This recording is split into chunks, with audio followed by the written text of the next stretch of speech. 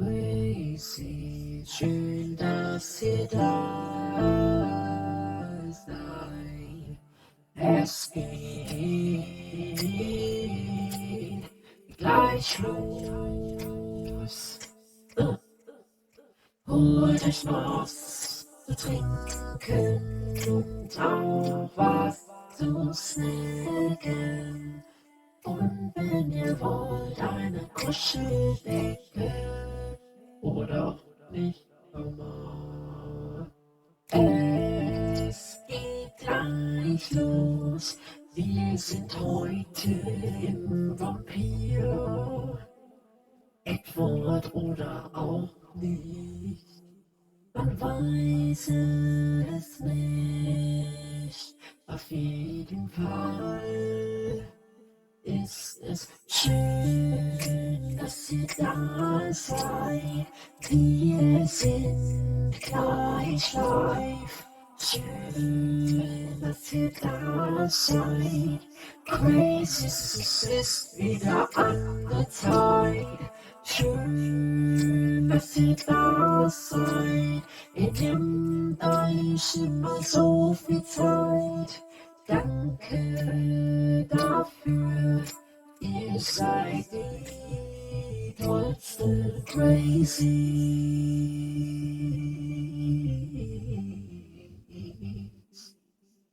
Heute gehen wir in Vampyr rein und da sollen wir Doktor sein. Aber wir sind ein Vampyr, also wie soll das gehen? Es geht gleich los. Hol dir noch was zu trinken. Es geht gleich los. Hol dir was zu snacken. Oder auch nicht, wie du es gerne magst. Es geht heute wieder mit viel Humor und Beklopptheit los. Schön, dass ihr da seid. Es ist wieder an der Zeit zum Crazy werden und gleich nicht zu sterben. Du, es ist wieder an der Zeit, crazy zu werden.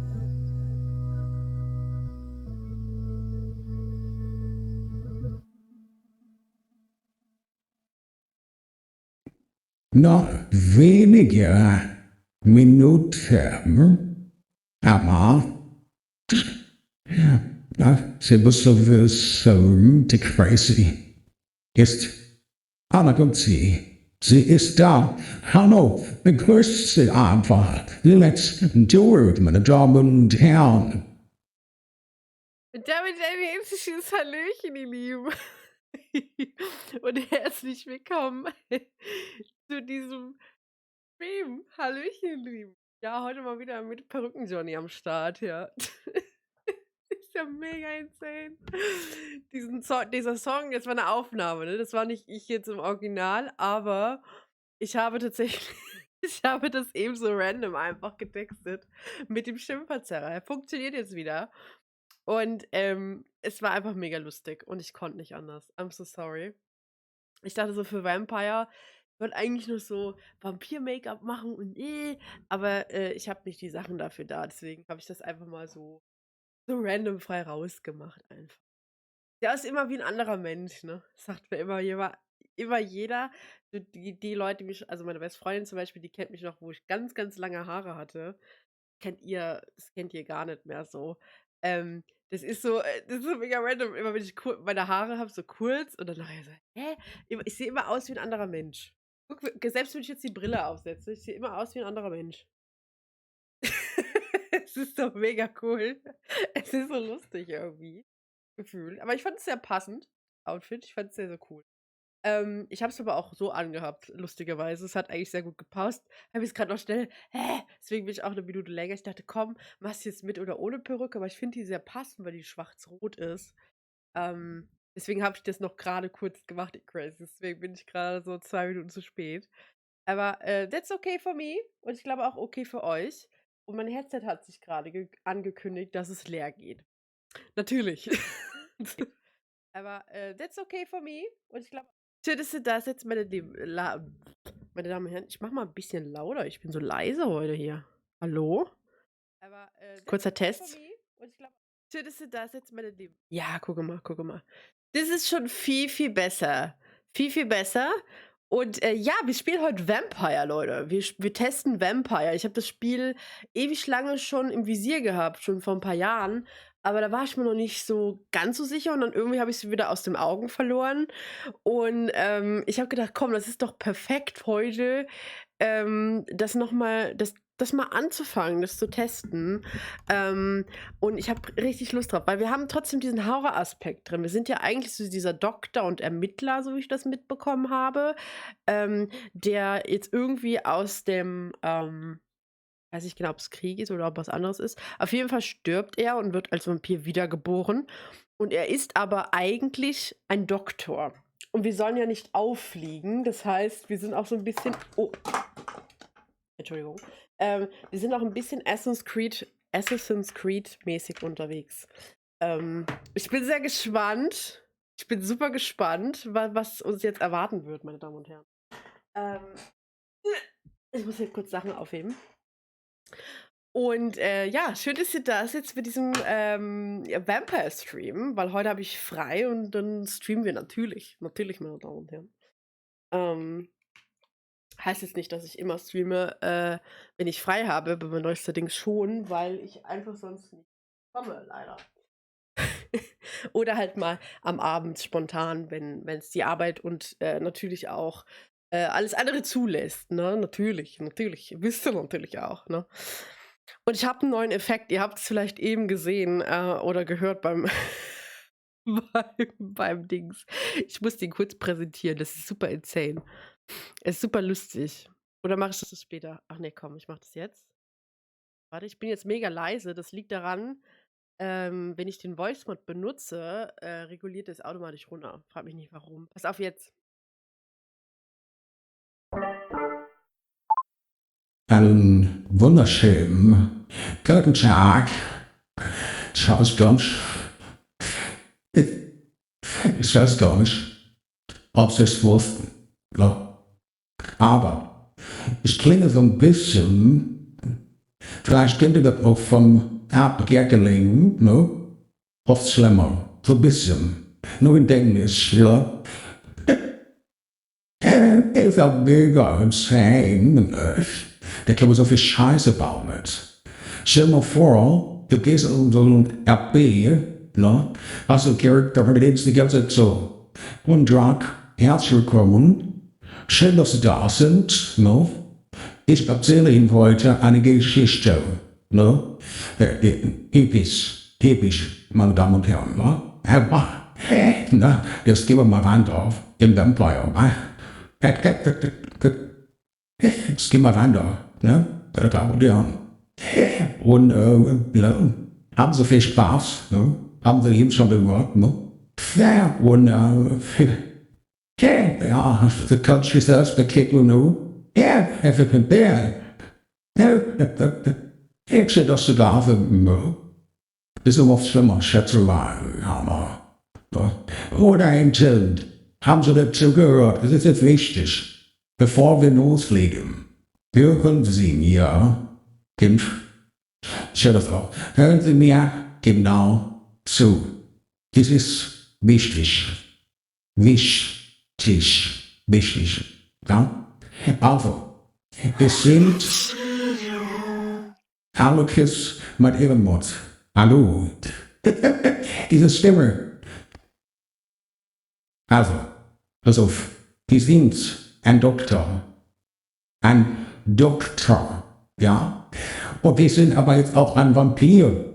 Also frage ich Sie, wie soll das funktionieren, wenn wir wunderbar müssen.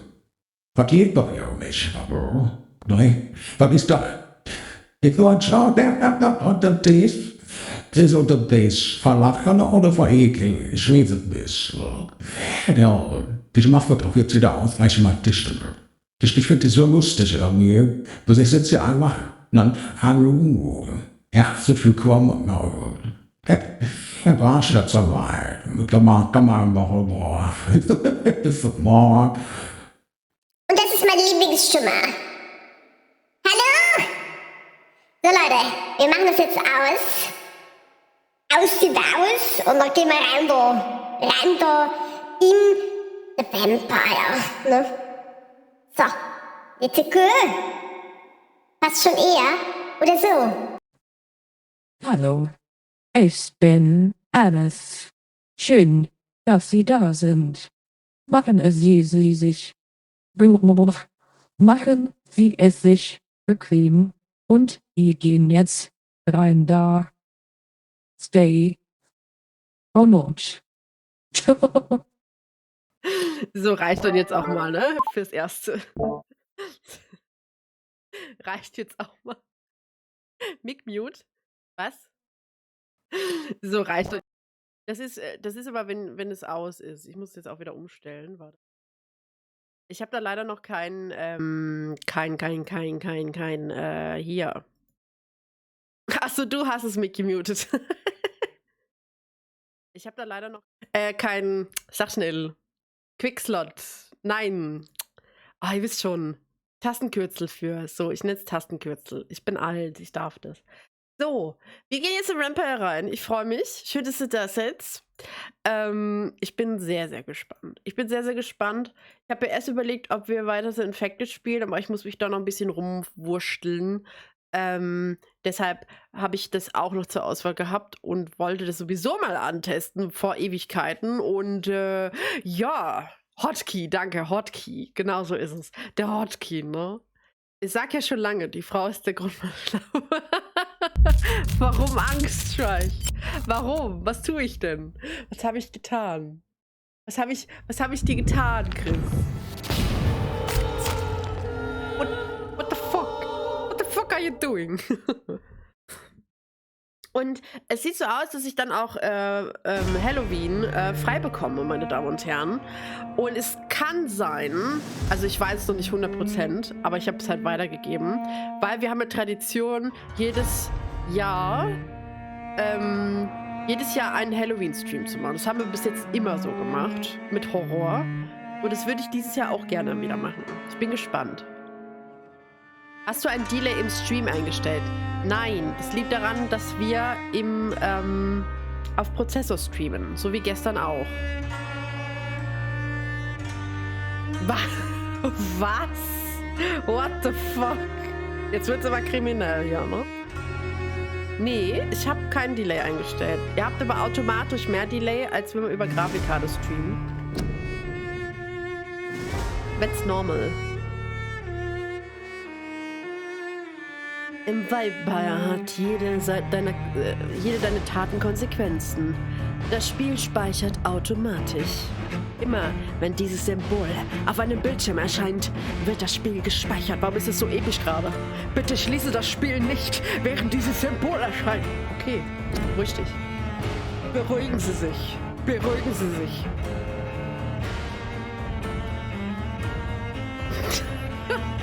Was? Oh Gott. Oh Gott, jetzt wird's aber kriminell, ja. Prinzessin vom Vampyr.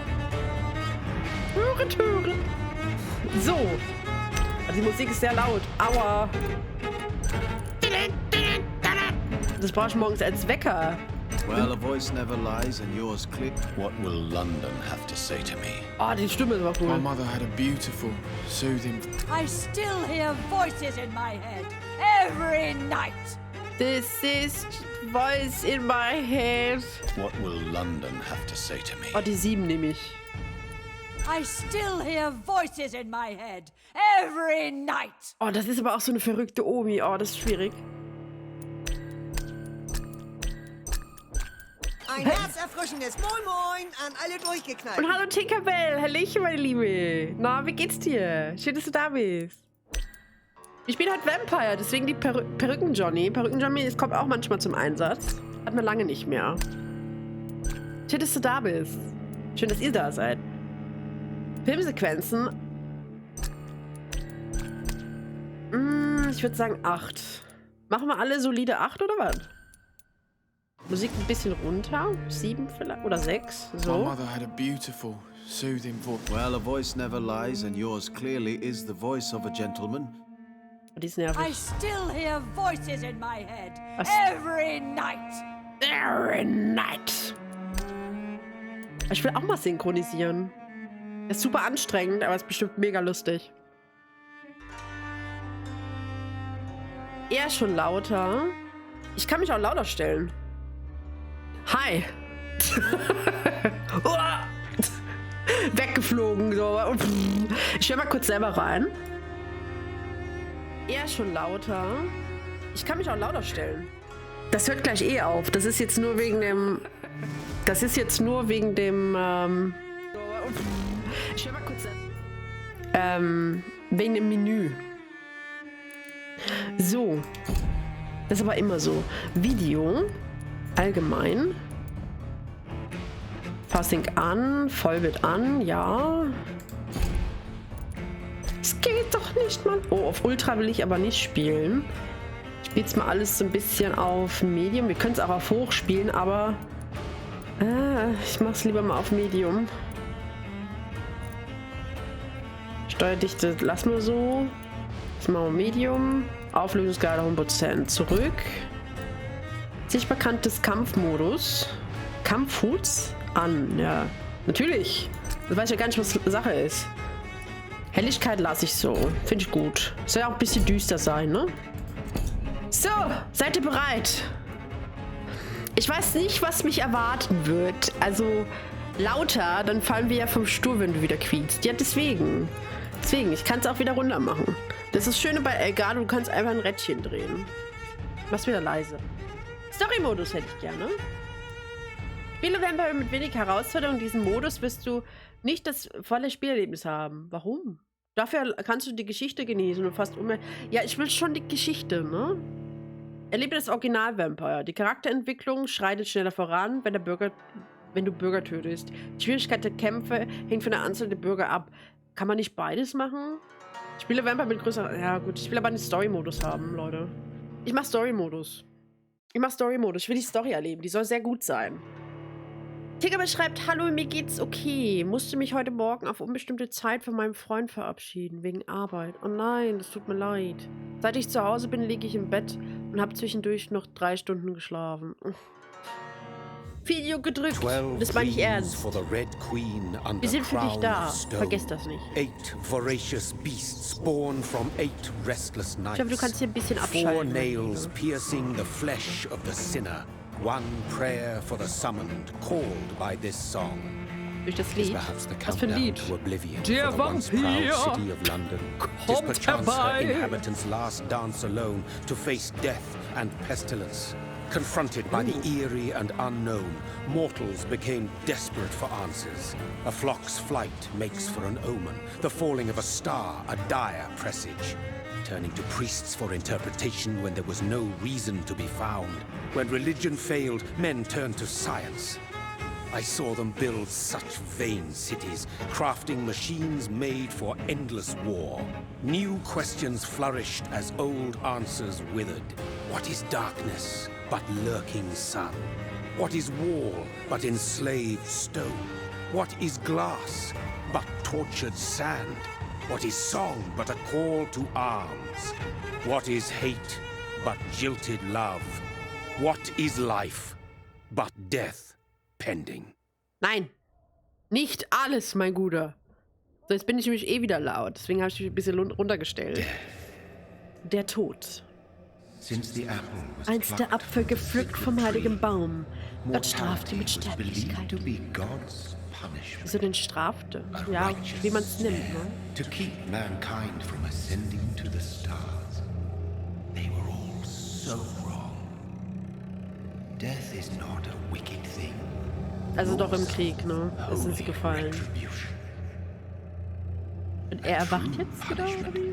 Would be to never know its sweet kiss. Away from the harshness. And be born once more.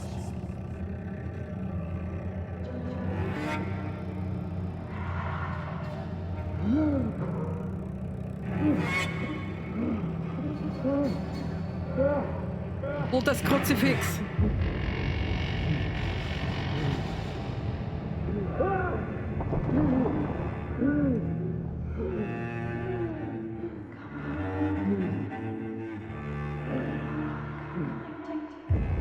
Sind alle gestorben, aber sind auch ein paar Vampire bei, wie ich gesehen habe. Mal an den Zähnen gesehen. Der Arme. Ein saugt aber nur Verbrecher aus. Keine Menschen. Schwein. So. Danke, ja, nicht zu danken, Tinkerbell. Chris schreibt, glaubt mir, wenn ihr jahrelang zusammen seid, dann freust du dich über jede Minute, wenn der Freund abwesend ist. Es kommt darauf an, also für manche ist es halt auch einfach, die sind halt ein Dreamteam, auch nach Jahren. Also würde ich jetzt nicht so verallgemeinern, aber tendenziell ja. So, was ist jetzt mit mir? Ich habe Hunger, ich habe Durst. Also wir sind, also nochmal zusammenschreiben, wir sind ein Doktor, also es gab einen Krieg, leider, und es sind viele Leute gestorben. Und unter anderem waren wir als Doktor, also als für die Soldaten zuständig. Und wir sind auch gestorben, sind aber anscheinend von einem Vampir gebissen worden, weil die Stadt oder wie sagt man, das Land oder sonstiges, ja, wie sagt man denn? Ja, Vampire haben die Welt erobert sozusagen. Und er wurde gebissen und ist jetzt auch einer. So, mein Guter. Was machen wir jetzt?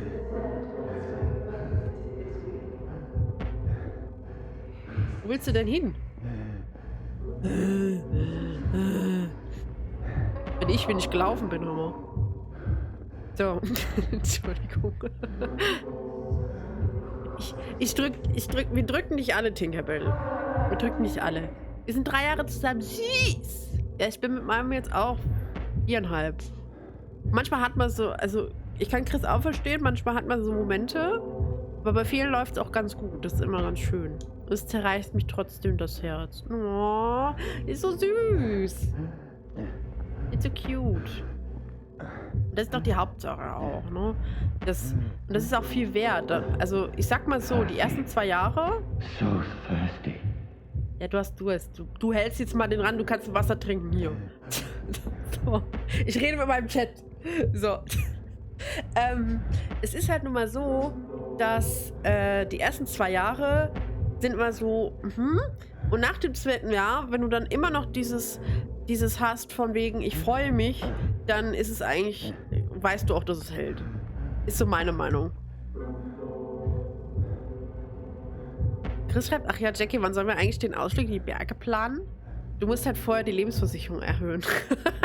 Was? Was für ein Ausflug in die Berge? Das ist das Erste, was ich höre. Hä? Wie bitte? Oh, wer bist du? Oh nein. Oh, das ist seine Frau, oder was? Nicht beißen!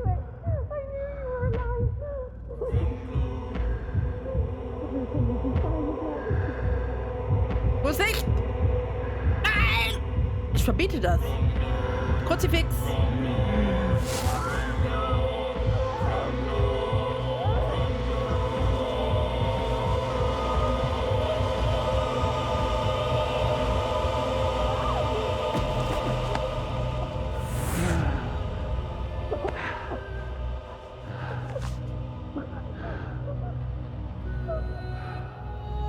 Wirklich wie bei Edward. Du musst dich entscheiden. Entweder trinkst du das Blut oder aber du wirst sterben. Mary! Ach, das ist der Bruder. No. Ach, du Scheiße. Mary! Er hat seine eigene Schwester getötet. Hold on! Please, hold on!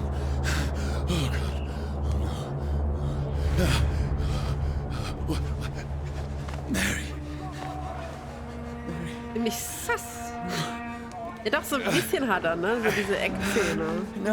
Aber ganz, ganz komisch. Das ist die wahre Liebe, geht durch den Magen. Das ist seine Schwester. What the hell? Ich habe erst gedacht, es wäre die Freundin, aber es ist seine Schwester. Du hast seine Schwester umgebracht, Junge. Da hat hier der schlechte Vampir angefangen. Mit Zucht und Ordnung. Holt das Kruzifix, geweiht in Weihwasser und auf die Brust drauf. Was habe ich nur getan? Was ist für ein Albtraum? Ja. Du hast sie getötet, du Monster. Jawohl, schieß drauf. Please, a moment, let me explain. Geschwister.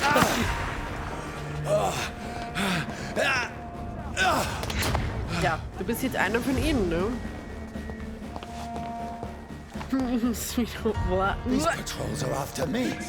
Ja, super. Und ich kann wieder ausbauen, du Säckel. Don't shoot. This is a nightmare. Das ist ein Albtraum, ja. I need to get out of here. Ich bin neu, lassen Sie mich in Ruhe. Oh Gott.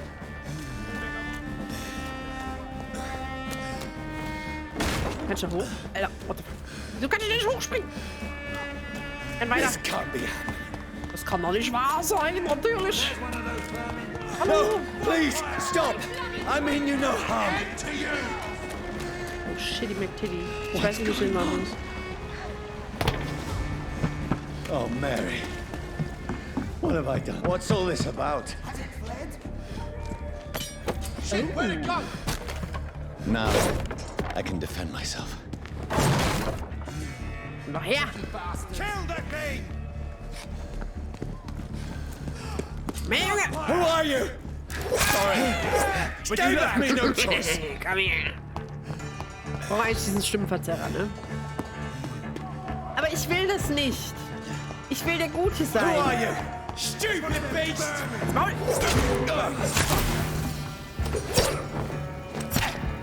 Oh, das war nix. Sorry. Also das mit den Ausweichen muss man noch mal ein bisschen trainieren. Wo muss ich denn hin? Das ist jetzt schon Überforderung. Hier ist so viel Zeug. No, please, stop. Ich weiß nicht, wo ich hin soll. Und hab... Who are you? You pay what you want. Oh, Kappa. Nein, nicht die guten Menschen. Es gibt auch gute Menschen. Die scheinen richtig zu sein. Oh, scheiße. I mean you no harm. I need help. Die, you fucking leech! Please, listen to me. I can't make any sense of this. Shut up, beast! Who are you? What is this all about? What in God's I'll do the rest of the job. Just leave me. Er ist offensichtlich überfordert. Was tut der denn nur? The sun. It feels like it's burning me to Gewisse the Elemente wie bone. Feuer und Holz verursachen angesammelten Schaden, der den Höchstwert deines Gesundheits... Ah, okay, also Sonne ist richtig scheiße, wissen wir ja sowieso schon, ne? Wir sind ja ein Vampire. Vampire Diary. So. I need to find somewhere to hide. Ich muss mich verstecken. Ja, und wo bitte? Let me go! Let it go, let it go. You can tell them anymore. Ich werde dich umbringen, du Ficker. So. I need Und to das find nur shelter. mit einer Waffe.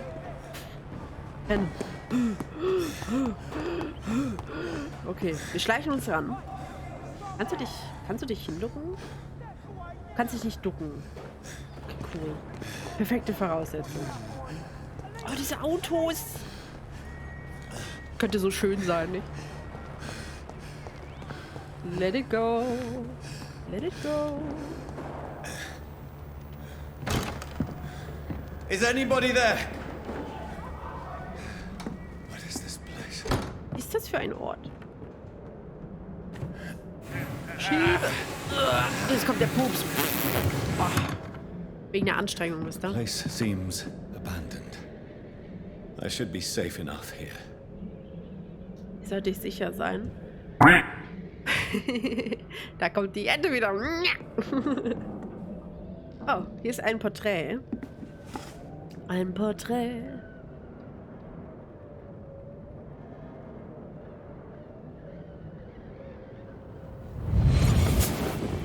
Rückblende. Oh. Brother. What have you done? Ah, stimmt. Wir können ja auch die Emotionen fühlen des anderen. Mary! Ist halt wirklich ein bisschen wie Vampire Diaries. Und, Mary, I'm sorry. wir können auch Leute manipulieren. Whoever did this to us, I will find them. Ich wollte gerade sagen, findet derjenige, der dich verwandelt hat.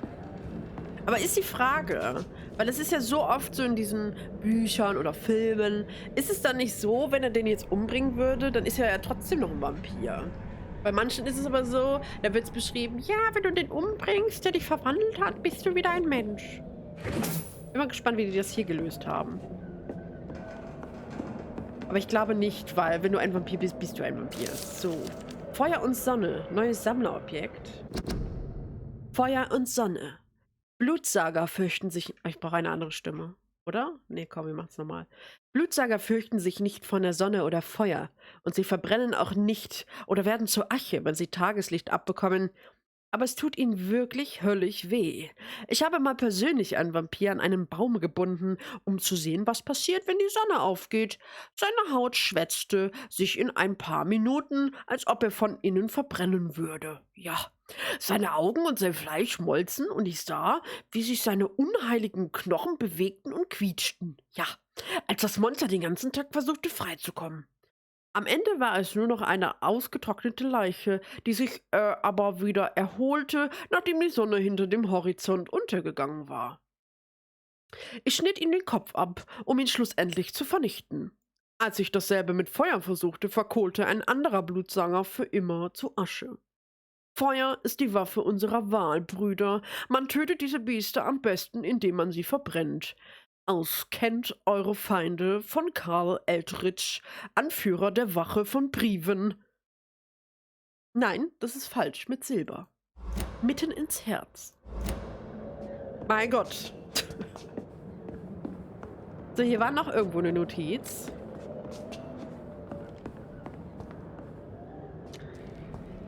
Oder? War's das schon? Das war's schon, okay. Ist hier hinten noch irgendwas? Oh, es geht da hoch. Oh. Das war nicht wir. Scheiße. In meinem Dingens liegt eine Leiche. Flasche mit Alkohol. Das ist doch toll. Griechische Wein.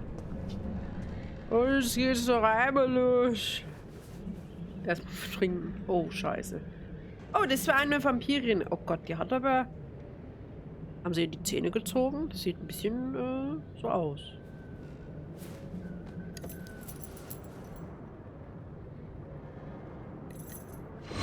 Wait. This one's dressed up fancy. Let's run through his pockets. Picking the dead's pockets? Are you serious? I've still a rent to pay. He's got no more responsibilities. What's this? Go watch. Beautiful. Die haben uns beklaut. We fancy to share the takings. I suppose we are undertakers. Now, give him an Eve. Alter, die haben uns da reingeworfen, die Schweine.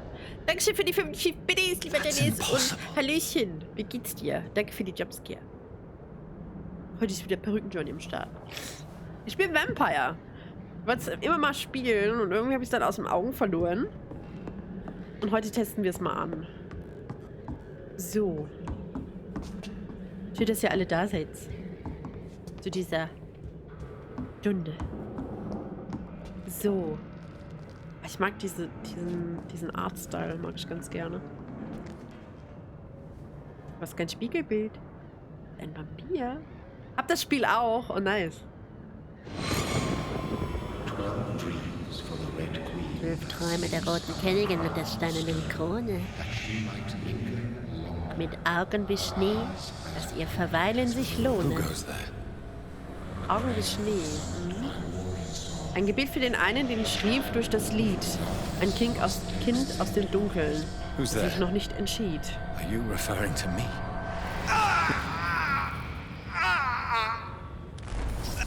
Der hat ja spitze Ohren. Spock. No! Das ist Spock. I still have so much to accomplish. Der hat uns verwandelt. Das Coole ist, bei jedem Gegenstand haben wir immer eine Rückblende. Super nice.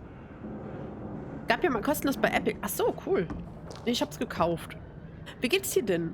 Mir geht's soweit ganz gut, ja. Ein bisschen kränkelt halt, ne? Morgen wieder Arbeit, keine Lust, aber sonst alles gut. Wie geht's dir denn, mein Lieber? Ich hoffe gut. Schillinge. Oh ja. Ein Schilling, bitte. Oh.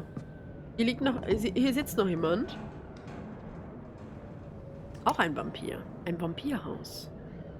Aber kein Nest. Es sind nur 2. Vor allem auch so, hallo, ich begrüße Sie. Hat hier noch diese Bissspur am Hals.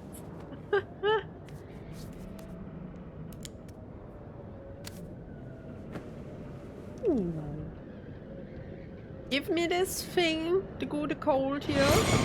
Johnny, this one's lost. We need to leave. And now! No. There's time. I can save him. That's the enemy coming! The orders are to evacuate the hospital! Done. He'll live.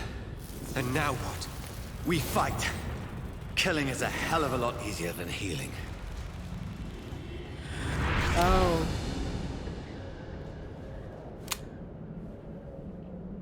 No, it never got easy. Wollte gerade sagen. Mehr Rückblenden als Gameplay, ist so. Ist so. Aber ich finde es cool, weil ich will die Story erfahren. Ich bin immer so ein Story-Gamer. So, guten Tag. Blutiges Tagebuch. Es gibt auch sehr viel zu lesen, ne?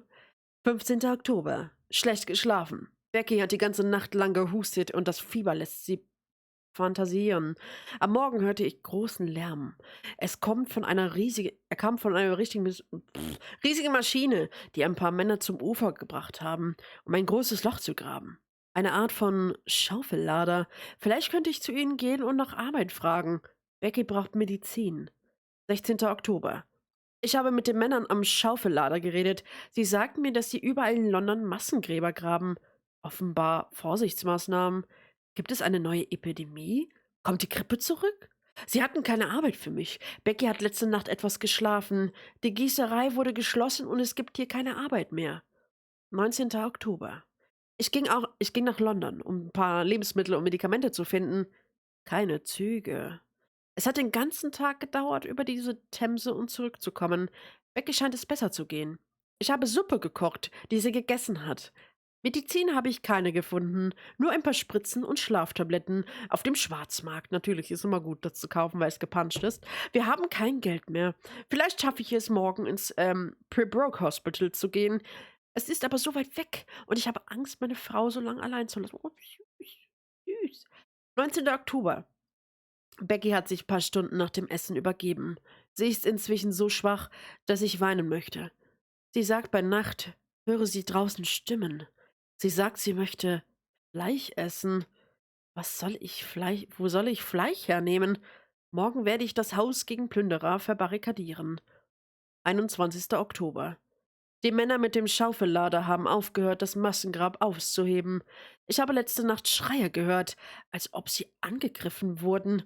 Jetzt gibt es nur noch Boote, die Tag und Nacht Leichen in das riesige Loch werfen. Der Gestank ist furchtbar. Wir hätten das Haus schon vor einer Woche verlassen sollen. Doch Becky, sie weigert sich zu gehen. Sie würde lieber sterben, hat sie mit einem scheußlichen Lächeln gesagt. Wieso quält sie mich so? 22. Oktober. Becky hat mich eben angefallen. Sie hat mich von der Treppe aus angesprungen und hat versucht, mich zu beißen. Ich musste sie schlagen und sie hat zurückgeschlagen. Ich bin nach oben geflüchtet und habe mich ins Schlafzimmer eingesperrt. Ich höre sie jetzt unten jammern und etwas murmeln. Ich habe die Waffe geholt, die ich seit dem Krieg zum Schutz des Hauses über die Zimmerdecke versteckt hatte. Ich bin jetzt tatsächlich bereit, sie einzusetzen, um mich vor meiner eigenen Ehefrau zu schützen. 23. Oktober. Ich könnte überhaupt nicht schlafen. Becky hat die ganze Nacht hindurch an der Tür gekratzt, um Hilfe gebeten und angefleht, sie zu öffnen. Aber ich habe zu viel Angst. Was ist denn jetzt passiert? Entschuldigung. What the fuck? Ich hab nichts gemacht. Hilfe. Ich habe zu viel Angst. Platsch.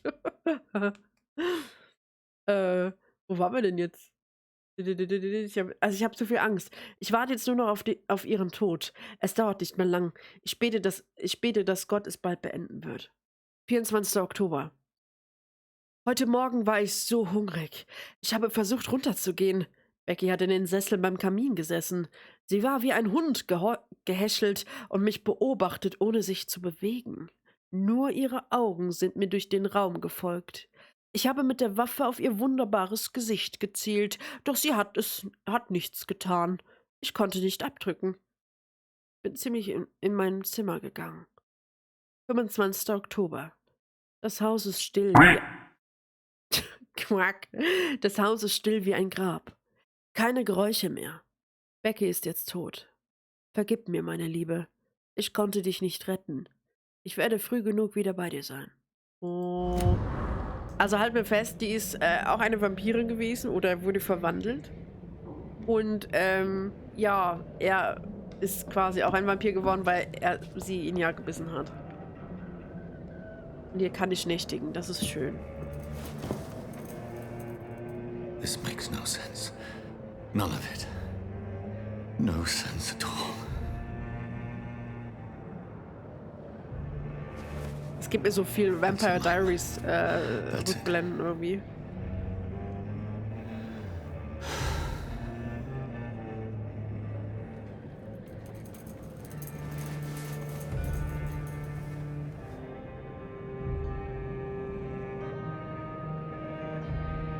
So be it. Nun denn.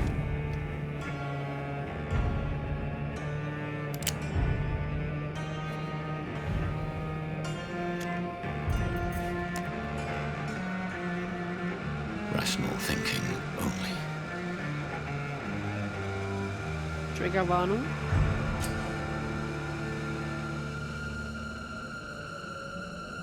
Ich mach mal, guck, was passiert.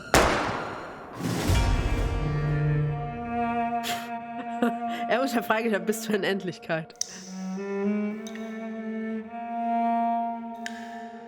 Vampire. Ja, ich wollte gerade sagen, das ist ein Anfängerfehler. Kommt vor. Aber wir konnten es ja nicht beeinflussen, nicht? Also wie gesagt, es gibt viele Triggerwarnungen. Es ist auch nichts für schwache Nerven teilweise. Aber es ist halt ein Vampirspiel, ne? Was soll passieren? Der stirbt. Er ist ja schon wieder gestorben. Schon wieder das zweite Mal, ne? Das bringt dich aber nicht um, Junge. Du hast Eisenkugeln. Und ein Kruzifix. Oder ein Pfahl ins Herz.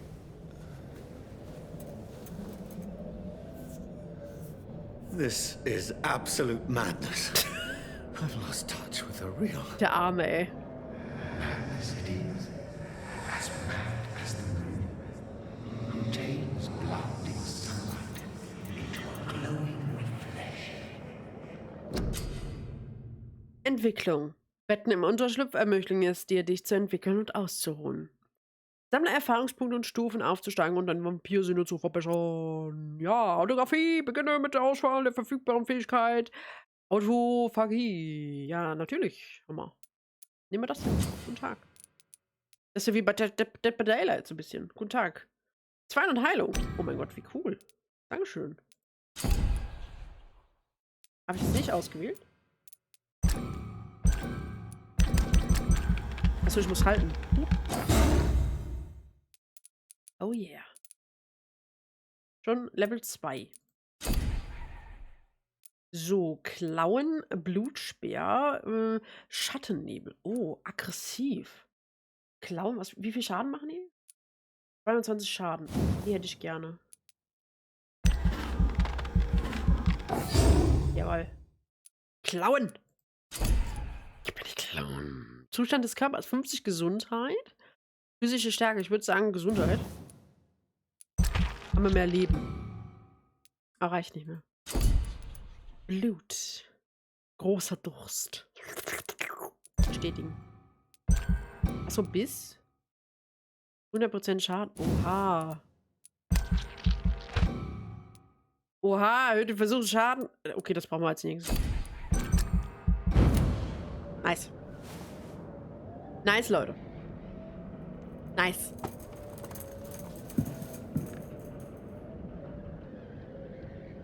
ich hierher komme aus. Voice in my head. Kapitel 1, I'm Quarantäne. not mad, then. It must belong to the one who made me. Ernsthaft. What I Ewiger am. Durst. I must find him to Okay, unsere neue Quest. Es ist wieder Nacht. Ich bin jetzt in London. Ich glaube irgendwo in der Nähe der East End Docks. Ich kenne diesen Teil der Stadt nicht. Ich weiß nur eins. Irgendwer tötet die Menschen hier, ermordet sie, schlachtet sie ab, trinkt ihr Blut. Macht sie zu dem, was er selbst ist? Ist es das, was mir geschehen ist? Arme Mary, meine arme Schwester. Ich muss der Blutspur folgen, Antworten finden. Ich könnte vielleicht damit anfangen, Informationen darüber herauszufinden, was hier in meiner Abwesenheit passiert ist. So finde ich auch denjenigen, der mir das angetan hat. Der mich zu dem gemacht hat, was ich jetzt bin. Finde heraus, welcher Vampir dich geschaffen hat und konfrontiere ihn. Erreiche North Bank. Okay. Let's go. What I have become. Würdest du dich vielleicht erstmal umziehen, mein Guter, und dir den Hals abwaschen? Das wäre vielleicht sinnvoll, als hier einfach so rumzustolzieren. Oh. Entschuldigung. Ich bin schon Level 3, Leute. Richtig geil. Seht ihr oben links übrigens. Oben ist Leben und unten drunter ist, glaube ich, die Ausdauer, ne? Einmal? Ja, unten drunter ist Ausdauer.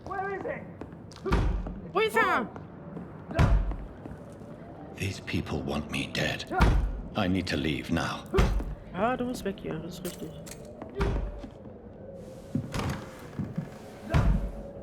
Stell dich doch um. Mach den Bart weg. Ich meine, es steht im Blut. Here's the leech. Here! Spring.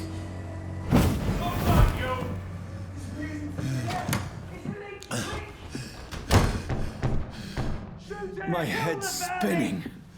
Alles dreht sich, ja. Es ist alles nur dein Kopf. It's locked.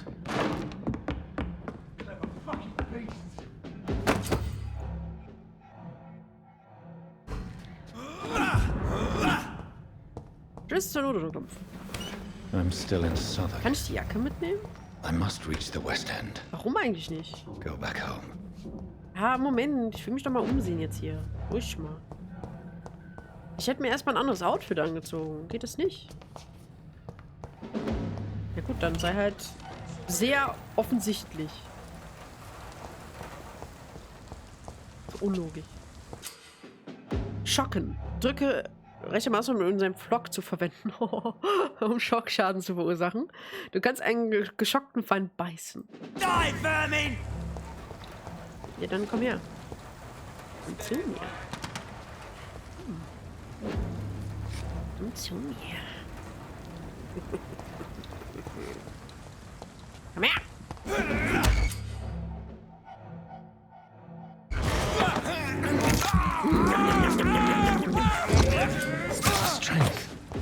Strength I never knew I had. Oh, Vampirigkeit auf 2. Das muss ich mir merken. So viel Attacks. It's locked, all right. Oh, ein bisschen gesnackt. Ich meine, wir töten nur die, die uns umbringen wollen. Okay, Leute? Dann sind wir immerhin ein etwas gutes Dingen.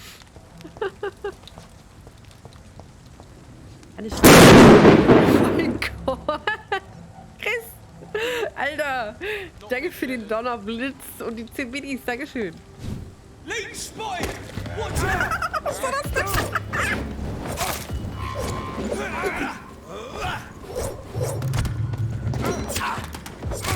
This shouldn't be possible. Every sinew, every fiber of my being is afire. I feel like a child learning the limits of my body.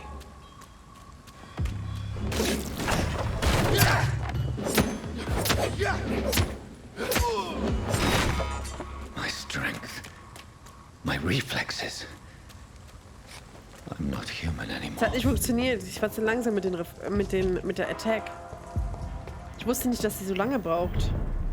Suffolk Bridge, Status des Bezirks. Erreiche die North Bank.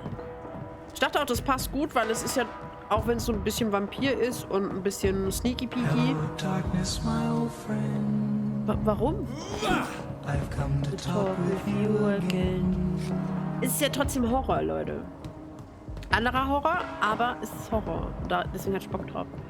Wieso denn Hello Darkness? Weil er jetzt ein Vampir ist oder weil ich gefailt habe? Aber im Endeffekt haben wir sie trotzdem gekillt. Die bösen Menschen. Schließen Sie die Truppen an. König und Vaterland raus. Sie schließen die britischen Truppen an und eben zum Treffen die Jungs an der Front. Ja. Richtige Scheiße. My poor sister. If only I had controlled my need for blood.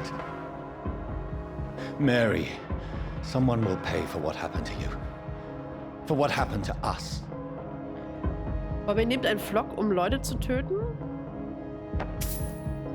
Aber er hätte doch auch sich selbst dann... Also ich meine... It's locked. It's locked. Ich mag die Stimme. Weiß man, wie die Synchrostimme, wer die Synchrostimme ist? Einfach so, okay. Ich dachte. Aber es ist schon traurig, ne? Ich bin ein Vampir, aber ich bin auf ewig verdammt, ich hasse mich. Wirklich so Vampire Diaries. Ich muss auch sagen, Vampire Diaries, ich oute mich jetzt mal so ein bisschen als Fan. Ich hab das früher... This is despicable. Hast du gerade eine Fledermaus gefressen, Alter? Nee, eine Ratte. I have this thirst for blood. Ich fand es ganz cool von der Storyline, so ein bisschen. Mit diesen Clan und sowas. Das war mein Handy. Ja gut, da kann ich jetzt nicht drauf antworten, sorry. So. Lautlos gestellt. So, wie komme ich jetzt hier rein? Locked. Alter, Chris. Das schreit doch wieder. I cannot enter. I cannot enter. Kann ich da runterspringen? Nee, da bin ich tot.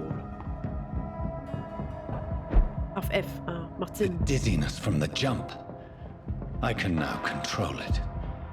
I don't wanna lose control.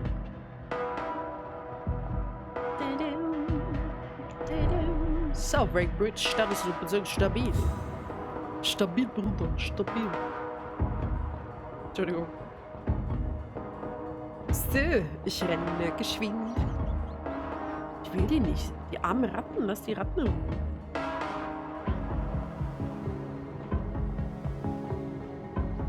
What will London have to say to me? Einiges. I've so many questions unanswered. Ja, das findest du ja raus, mein Gott. Beruhig dich mal. Lime-Hotdog. Wusstest du, dass Scary und Jumpscare der gleiche Sound ist bei dir? Scary. Streets of London become a Nee.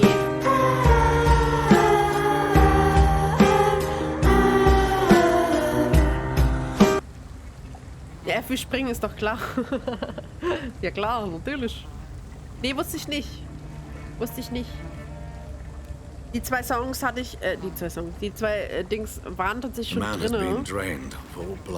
Die habe ich nicht selber eingestellt, aber es wird eh nochmal bearbeitet werden bei Sound Alerts. Ich möchte noch mal ein paar neue reinmachen. Ein paar lustige. I follow the scent's trail.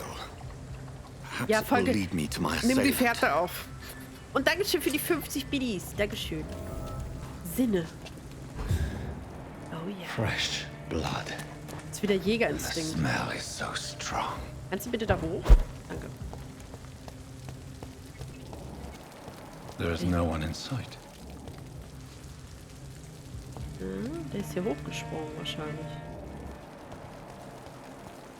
Bedenke, es gibt andere Vampire, mein Guter. Where has everyone gone? Alle tot.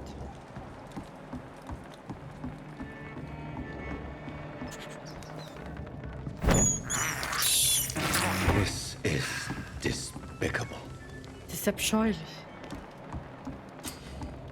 Ich finde es so cool, dass er nicht seine Menschlichkeit abschalten kann.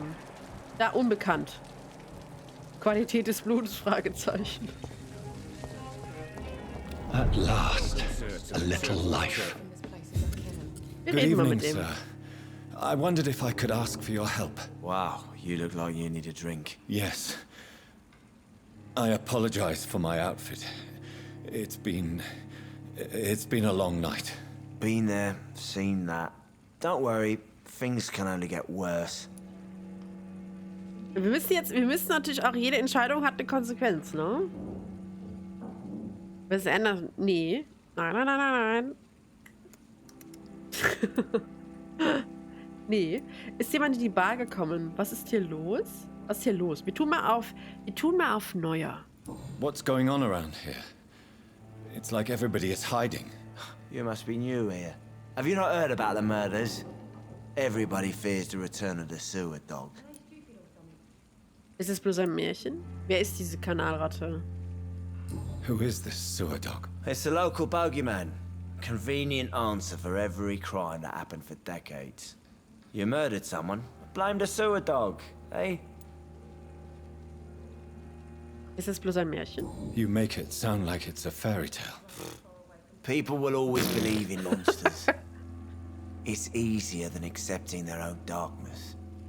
We can all be monsters. Ist jemand in die Bar gekommen? Has anybody entered the bar recently? Can't say. Sorry. I spent the night making love to that gorgeous bottle, see? This is important, sir. Are you sure no one has come in here in the last few hours? Aber redet nicht I don't besoffen. know and I don't care. This is a free country. People still have the right to come and go, don't they? Ist ja okay, Mann. Bleib mal ruhig. I'll leave you to your bottle then. Guten Durst noch. Ja, nicht so viel saufen, Leute. Nicht gut Whoever für die he may Leber. be, the killer recently entered this bar. Maybe some of the locals saw him. My God, sir, you look like Jonah's whale just spat you out of hell. Can I get you a drink? No, thank you. I'm not thirsty. Well, grab a chair and get some rest. This is going to be another long night. Eine lange Nacht? Ich suche nach jemandem. Eine lange Nacht? Why is it going to be a long night? You must be new around here. Don't you know about the murders? Über die Morde? Irgendwelche Anhaltspunkte? Do the police have any leads on a suspect? Wir tun Before the auf outbreak, Unwissen. coppers never came round here. Da kriegen wir mehr We're on Informationen. our own. People die in these parts all the time, and no one cares. Toll. Über diese Morde. Tell me more about these murders. Every morning for the last few weeks, bodies have been found. And those poor sods didn't die of flu. Stimmt, es gibt ja die Pest in der Zeit, ne? Was ist das für ein Ort? Where am I? Where is this place? You're at my bar, sir, the Turquoise Turtle. The last ray of light in this dangerous Die part of town. türkise Schildkröte, okay. Die haben die ganze Nacht geöffnet? So you're open all night? Yep. Figured people might need a place to rest in these dark times. Guter Mann. Haben Sie keine Angst? Aren't you scared? Scared of what? All the bad shit happens out on the foggy streets. And I never go outside. Hä? Aber was ist das für eine Logik? Die können doch auch reinkommen. Ja gut. Aber gut, die fallen ja dann auf. Ja. I'm looking for someone who might have passed through here recently. Wondered if you might help. It's been quiet tonight. The only other person I've seen went straight up to his room. Thought it was kind of rude, actually. You mean he's still here? Well, yeah. He paid for the entire week. Ich muss den Mann treffen. Wie lange ist er bereits hier? Wer ist dieser Mann? Who is this man? What does he look like? Well, like a gentleman, I guess. Well dressed, quite polite.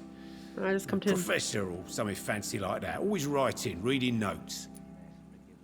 Wie lange ist er bereits hier? How long has he been here? He rented the room a few days ago and didn't say when he'd leave.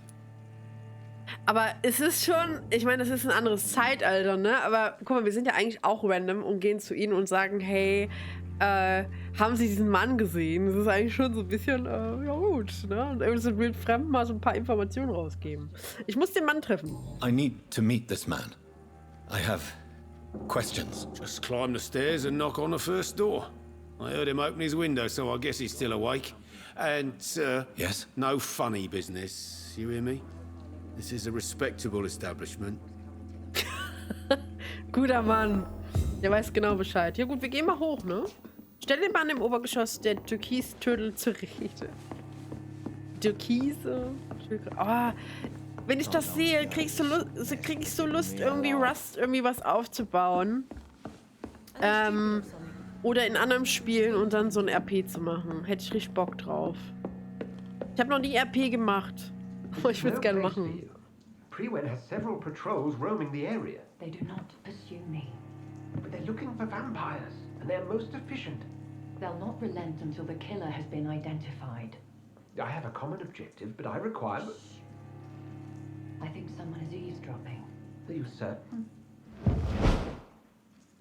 You might as well come in, whoever you are.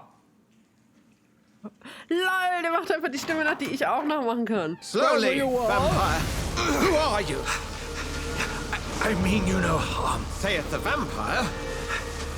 Present yourself. I need a word. Das heilige Kruzifix, ich hab's gesagt. Nimm das Kruzifix. Anyone.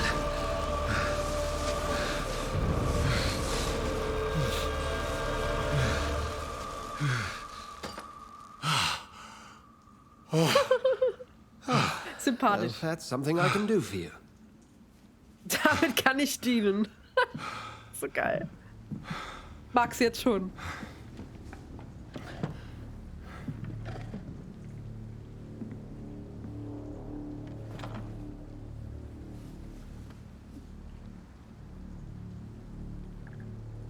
Unbekannt. And who might you be?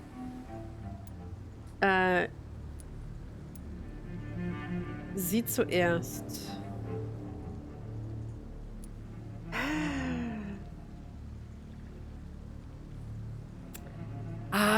Ich will jetzt noch nicht so hoch pokern. Wenn ich jetzt sage, nee, sie zuerst, dann macht er dicht.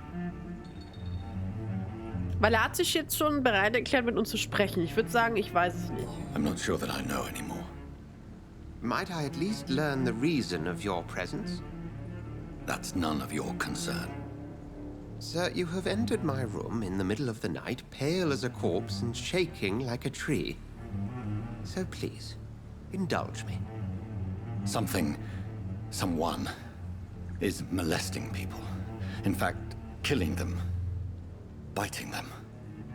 The calling card of a vampire. Like you. Ich bin auch ein Opfer. Sie scheinen sich ja auszukennen. Ich bin auch ein Opfer. I've been hunted down in the streets and attacked. I'm a victim here too. I believe you. Then if you are not a vampire, who or what are you? Priester. Dr. Edgar Swansea of the Brotherhood of St. Paul. Bruderschaft von I'm St. Paulus. performing an independent investigation here in an attempt to understand precisely what is going on. Was wissen Sie? Mit wem haben Sie gesprochen? Was ist das für eine Bruderschaft? Will ich schon wissen. And what exactly is this brotherhood? Sir, if the name is not familiar to you, then we shall discuss it another time. Oh, ich habe irgendwie das Gefühl... Ich habe irgendwie so das Gefühl, dass es so eine... Dass die faszinierend von Vampiren sind. Irgendwie. Mit wem haben Sie gesprochen? I heard another voice, that of a woman. Who were you talking to? Ridiculous. I have no idea what you're talking Lügst mich an! Something tells me not to trust you. Then the feeling is mutual. Mhm. Was wissen Sie? What have you uncovered concerning the murders? It started a few nights ago. Rumors of violent murders.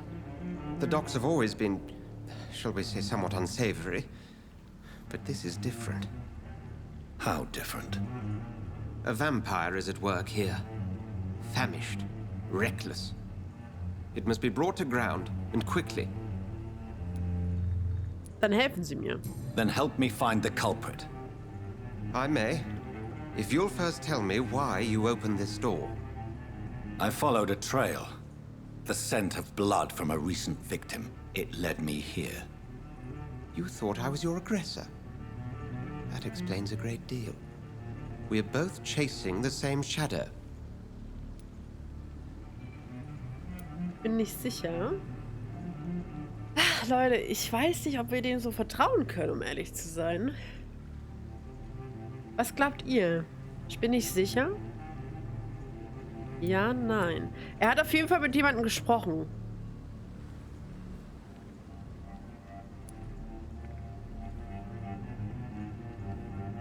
Perhaps.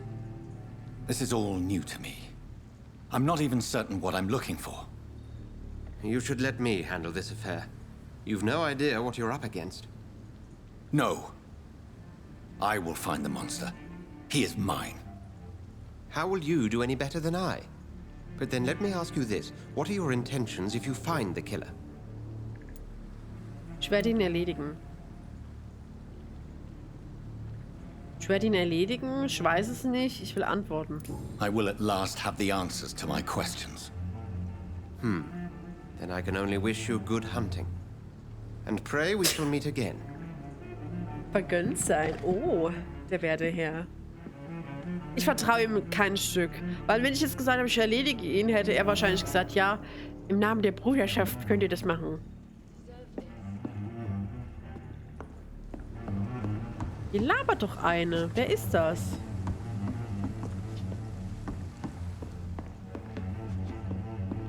Befrage die Anwohner. Der verarscht uns. Verfolge den Mörder, befrage die Anwohner.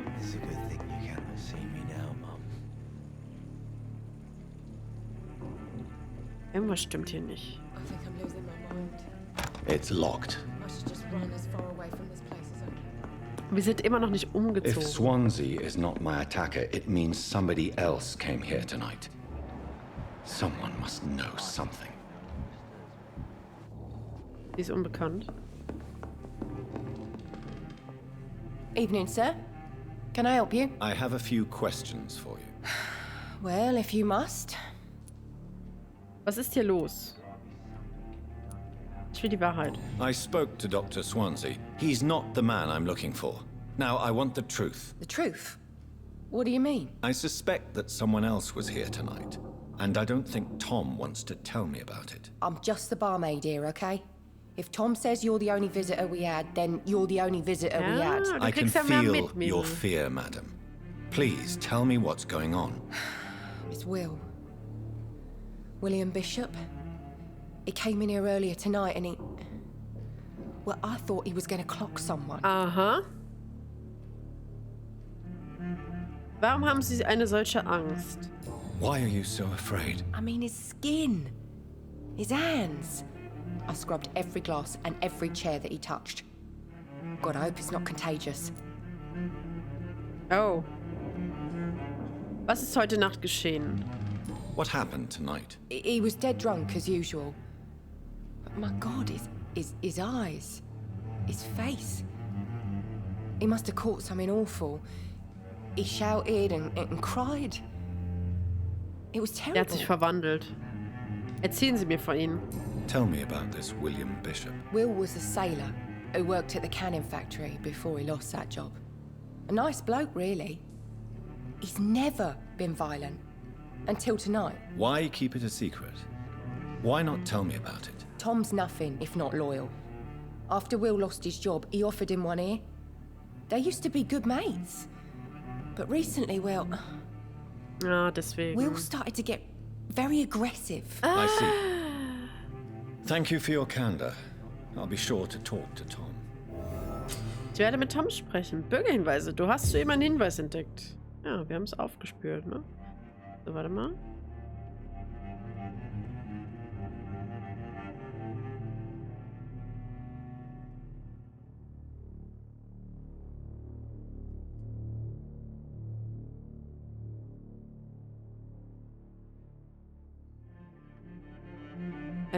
Ich muss mal kurz was... Warte mal.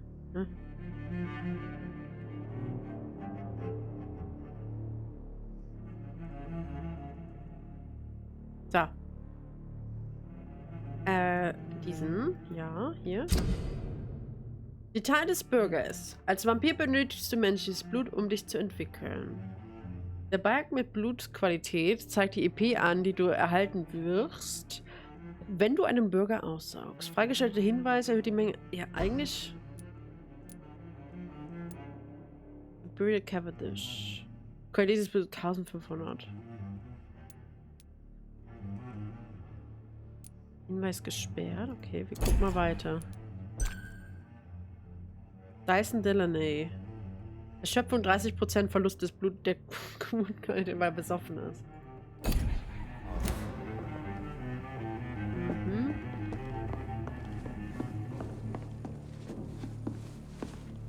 Dann fragen wir mal. Welcome back.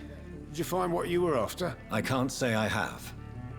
Are you sure no one else came into your bar before I arrived? Hey, I told you, you were the only other stranger I've had. Erzählen Sie mir von William.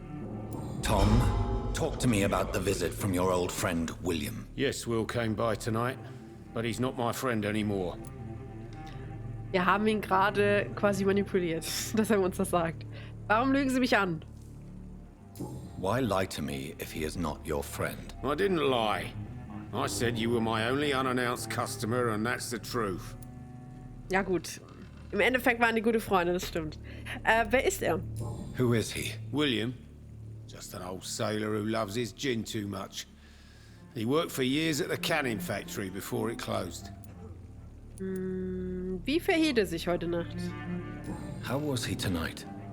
Was he different? Sicker than usual, perhaps.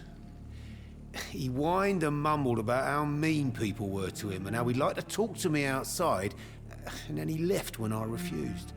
Er wollte ihn aussaugen, Schwein. Ist er gefährlich? Is he dangerous? Yeah. Like many drunks, he's all bark and no bite. He can barely stand up most of the time. Zurück. Muss ihn finden. I need to find him. It's a matter of urgency. Vielleicht hat er Antworten für uns. Do you know where he is? You could try his boat. It's up by the North Pier. He sleeps there when he's too drunk to get home. Please describe him to me. What do you expect? He's a tall, sick bastard with a bad rash and torn old clothes. William used to be strong. Now he's a mess. Thank you, Tom. If you see him, tell him I don't want him back here unless he cleans up his act, okay? Alles klar, richtig aus. Speichert. Hello, sir. May I disturb you again? And you're still ugly as sin. Ja, sagen die sind. Ist total besoffen, Alter. I'll leave you to your bottle then. Ja. Mach nicht mehr so dolle, ne? Du bist schon halb besoffen. Aber er redet noch normal. Das ist sehr bemerkenswert. Limehouse-Stock. Okay, wir gehen zum Dock. Warte, hier. Da war was. That's strange. The trail is very erratic, as if the killer was drunk or hesitant. Muss ja hinten raus. Oh Gott.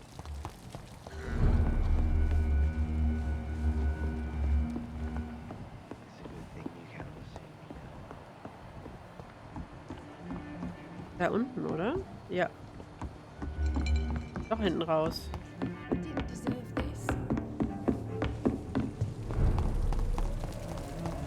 I will get to the bottom of this intrigue.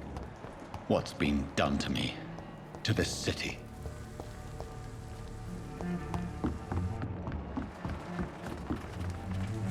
Da ist er. The body is still warm. This man has just been drained of blood. Wurde gerade erst ausgesaugt. Kleidung und. This man was armed. He tried to defend himself. Das hält mich voll an Sherlock Holmes immer. Wisst ihr noch, wo wir Sherlock Holmes mal gespielt haben? Wunden untersuchen. Notiz nehmen. What's this? Some sort of note.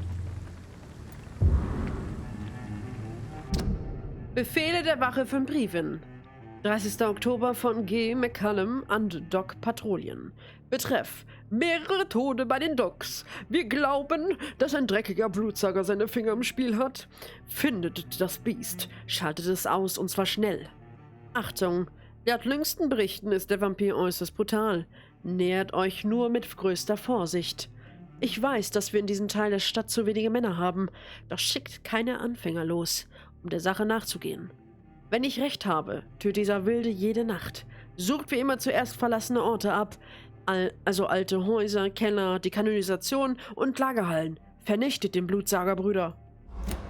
Okay. These men, they're a company of professional vampire hunters. Oha.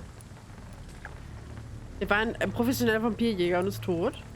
This corpse has been dried of its blood, just like the previous victim. Blutleer, Alter.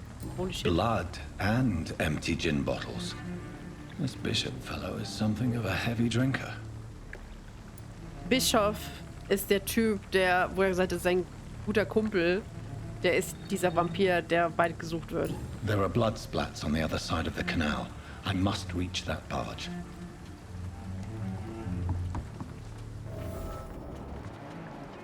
Spring doch einfach.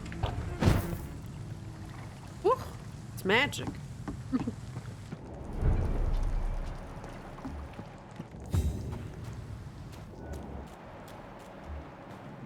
Jäger. Okay. Okay. Okay. Ja, da ist jemand.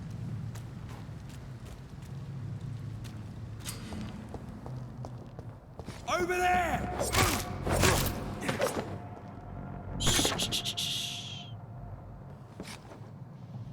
Er springt doch nur halt in cool. Ja. Oh, das ist auch noch jemand.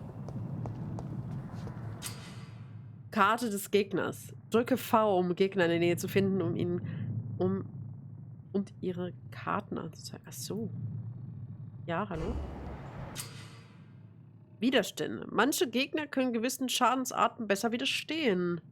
Physisch Nahkampf, Fernkampf, Blut und Schatten. Orange weist auf mittlere Widerstandsfähigkeit hin. Rot hingehen auf eine hohe Widerstandsfähigkeit. Okay, Angriffe hoch. Shut that foolish mouth. You ever know McCullum to be wrong about anything? Right. Hubala. No time I can remember. But I've only been part of the guard 3 weeks to the day. All the more reason to shut it, Mr. Billy. If the man says a bloodsucker's dug in here, you've but one job, and that's to find it. And find it fast. It's fair enough, Tom. But why do they Laus hier mal so kurz. damn cold? Es ist nur so kalt. Na komm her, du Pippa.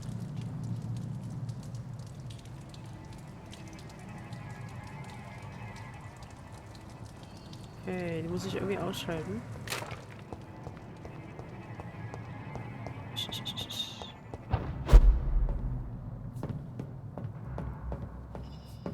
I'm cold. There's nothing here. Let's head back to a warm fire. Shut that foolish mouth of yours. This is no place for a gentleman. Right. No time I can remember. But I've only been part of the guard 3 weeks to the day. All the more reason to shut it, Mr. Billy. If the man says a bloodsucker's dug in here, you've got one job, and that's to find it. And find it fast. It's fair enough, Tom. But why do they hide when it's so damn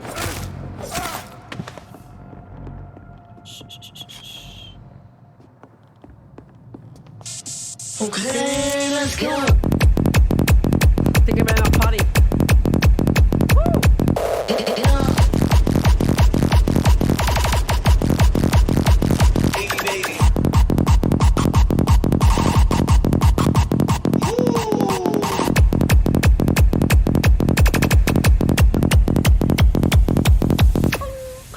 Dankeschön für den Sound.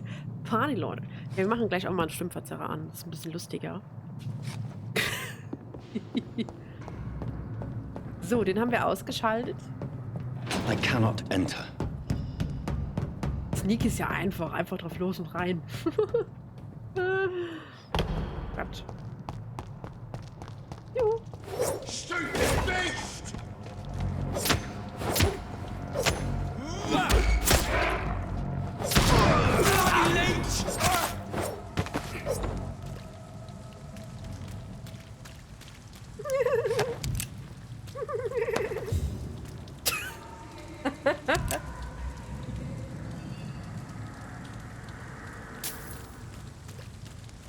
Nein. Nein, ist es nicht. Ich bin ernst, aber man muss auch zwischenzeitlich mal ein bisschen Spaß machen. Don't come closer, sir. Don't come closer, sir. Are you deaf? Wer weiß, vielleicht bin ich das. Go back, Huck. Easy does it, boys. Komm her. We can deal with this first. Christ, he's dead! Komm her.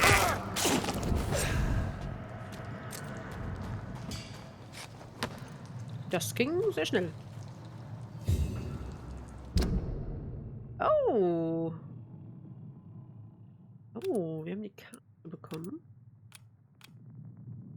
Docs. Folge der Blutspur. Dankeschön, das ist sehr nett von Ihnen. Alter.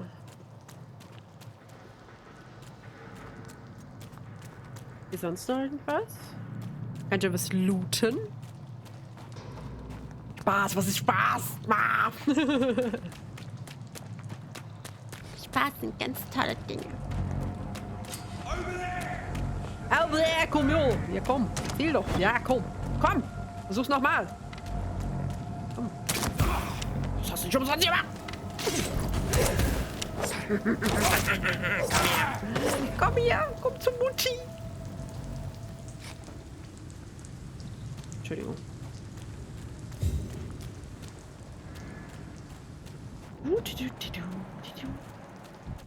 Wir wollen auch nur Gutes tun, Mensch.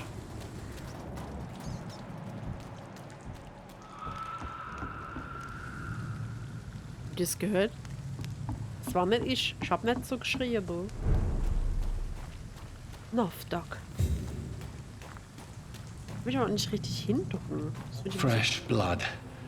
The whole building reeks of it. Oh, scheiße. The scent is so strong it makes me dizzy. Ja, du musst vorsichtig sein, mein Bruder. Oh. Eine Bleistange. Alter.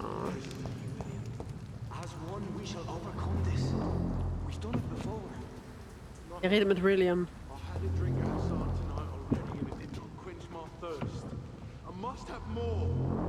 Er braucht mehr.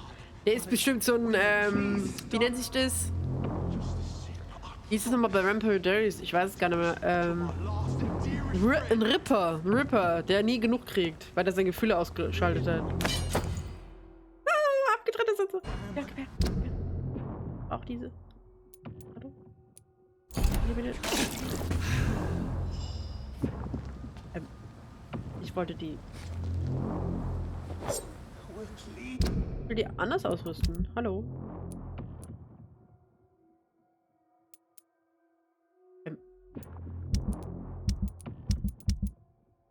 Okay, dann nicht. This place reeks of bloodshed. It's locked, all right. Alter, what the fuck? Der hat ja auch skalpiert. Oder aufgepiekst. Was ist mit ihm? What the fuck? This creature is bedeviled. I must put it down. Ah, da ist er ja. Hallo, William.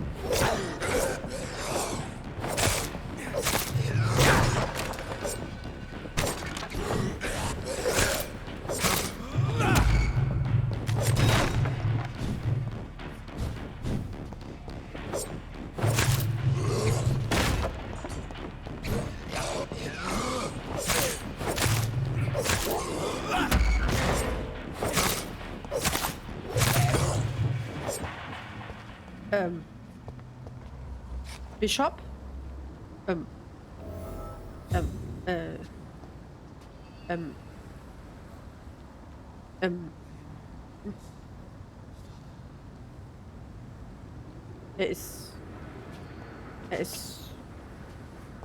zittert noch.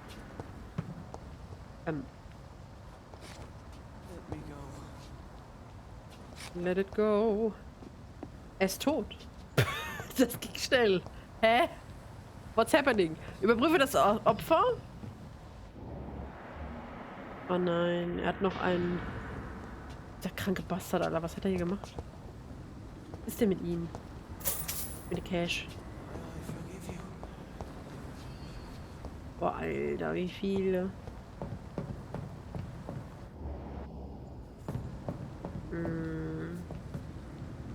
verwandelt sich. William was an honorable man. I could have saved him. Mr. Hampton, are you in there? I knew him well, another lost soul, a kindred spirit. Sir, listen to the sound of my voice. I'm a doctor. You're suffering from shock. I must return to my flock. They stray Ich wusste, dass er nicht stirbt. Oh mein Gott. Ich wollte gerade sagen, siehst du, Remember, certain gute Frau, Skulls are every Entschuldigung. bit as resistant as we are. Who are you? Skulls. What do you mean by skull? You truly are a newborn. I should have realized. Wait. You are the woman from the bar. Are you like me? Can you help me? Ja. I believe, sir, I already have.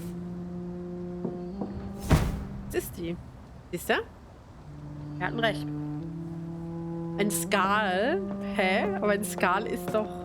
Also, oh Gott, warum heißt denn jetzt Skal?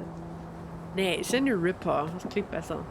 By George and the Saints, you've solved the mystery of these terrible murders.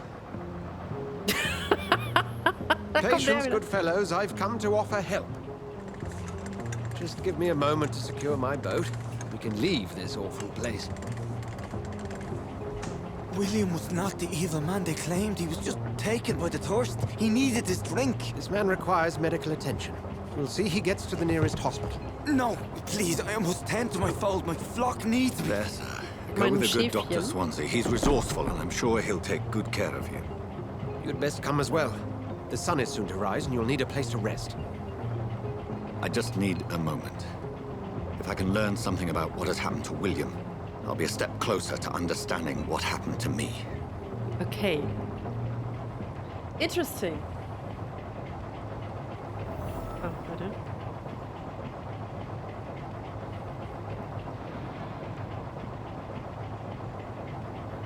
Ich muss kurz zurückschreiben.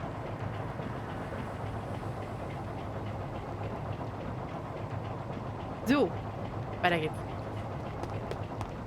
This poor creature can't be my maker. Could it be some subspecies of vampire? Das ist eine Unterart, aber wer I ist... must Wie find a sehen dann die place to anderen aus? analyze the blood. Oh, Blut analysieren. Geh auf das Boot. Let's go. Fahre mit. Die Sache läuft aus dem Ruder. Errungenschaft freigeschaltet. Ich weiß ja nicht, ob das so gut ist.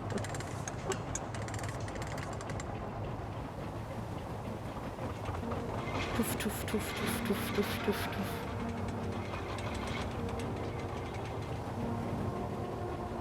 So geil. Ah, Where und are wir we haben ihn zur headed? Strecke gebracht. We're on our way to the Pembroke Hospital. It's just across the canal. They'll have a bed for poor Mr. Hampton. William was... What manner of creature was he?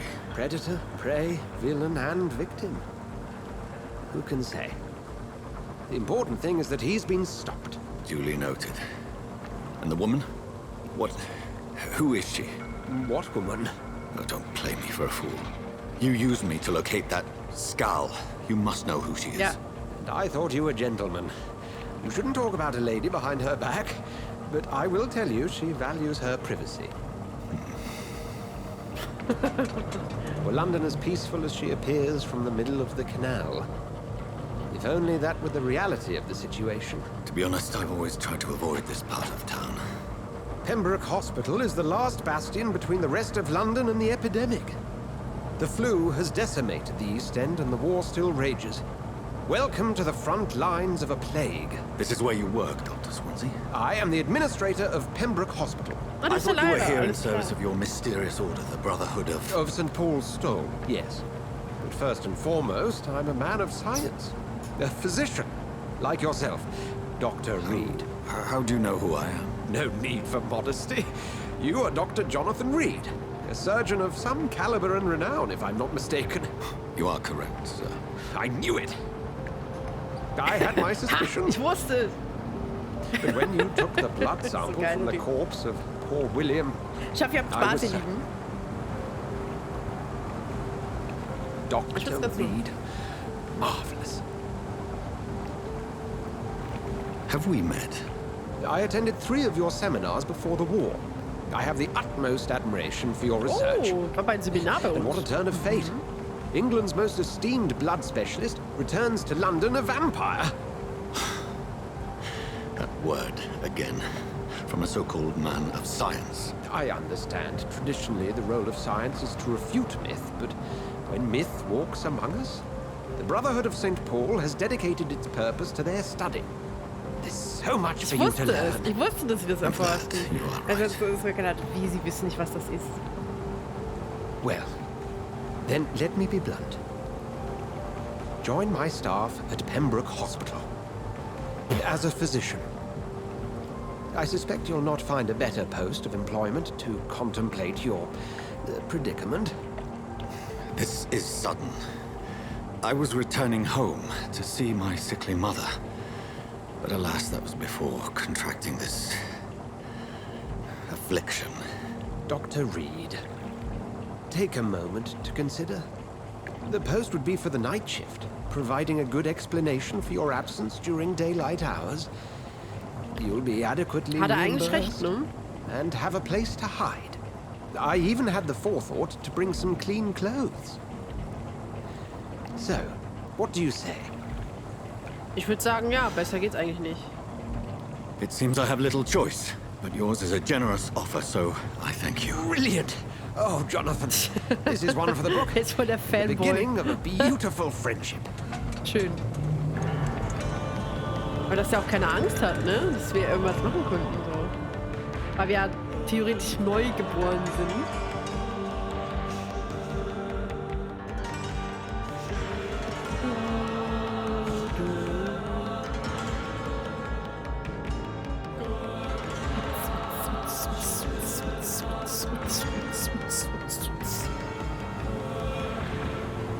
Dr. Swansea, thank goodness. I was beginning to be concerned.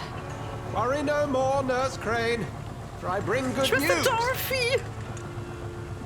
Insider.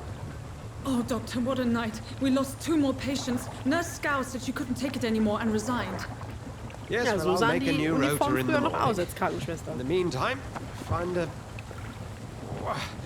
good bed for Mr. Hampton. Be sure to pay attention to his needs. Of course, Doctor. Oh, and Dorothy, Yes, Doctor? Dr. Reid here has just returned from the front. He served King and Country and will be joining us here at Pembroke. We're very lucky to have gained a surgeon of his talent, and one so experienced in blood transfusions. That is good news indeed, Doctor. Oh, yes. Aber das ist so suspekt, weil er ist halt eigentlich Arzt und Chirurg. Und ist aber jetzt immer ein Vampir, und wenn er Bluttransfusion machen muss, dann wird er doch jedes Mal getriggert, oder? Boah, das... Duly noted. Thank Da you. muss aber extrem viel... Dr. Swansea, immediately. Aboard, Jonathan. Wenn überhaupt, We'll wenn das catch up überhaupt after geht. my rounds. Coming, Nurse Crane. I'm coming.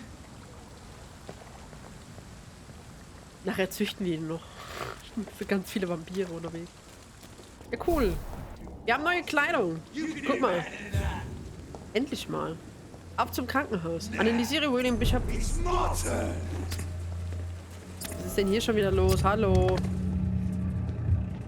Okay, ich bin... Each heart contains the seed of life. Drink at this river. Try it all. Nee, ich will das nicht. Ich trink gar nichts. Bastard gave me a good fuck. Oh, come on, you bastard. I won't bite. Sir, please.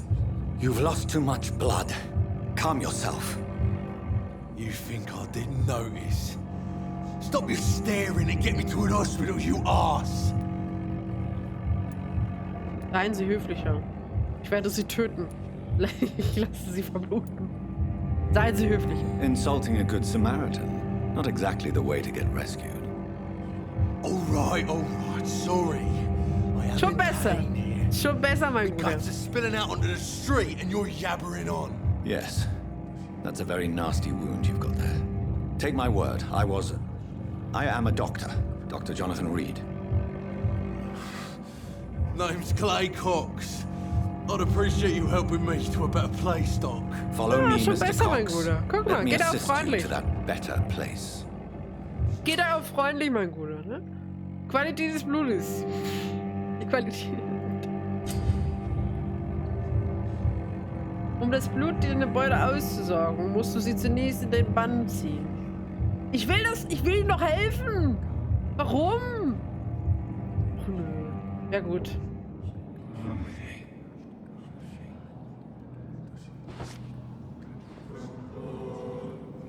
Bring this fading light into the shadows. Dance with him the dance of life and death.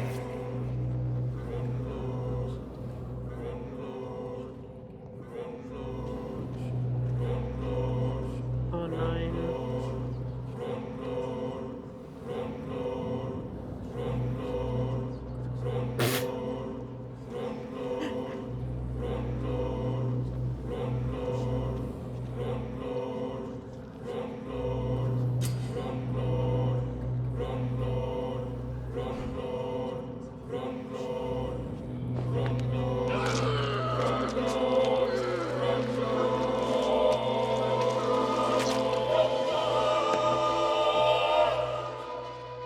In the back, you bastard! Didn't have the guts to fight me. Fuck you. I'll kill you. I'll kill you. Ich wollte ihn retten und er saugt ihn aus. Was ist denn das? Mein Gott, etwa 2.0. Du hast dich nicht im Griff.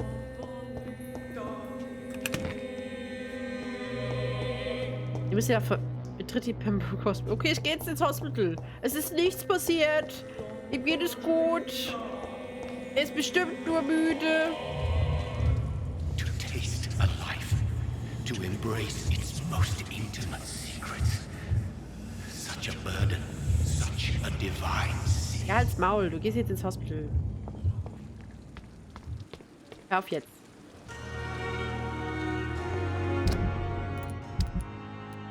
So eine Scheiße. Die Augen sind auch krass, ne, finde ich. Wir haben bestimmt auch ein gutes Männer-Cosplay oder so. Oder auch, je nachdem, wenn es eine Frau machen wir auch eine Frauen-Cosplay. White Chapelle.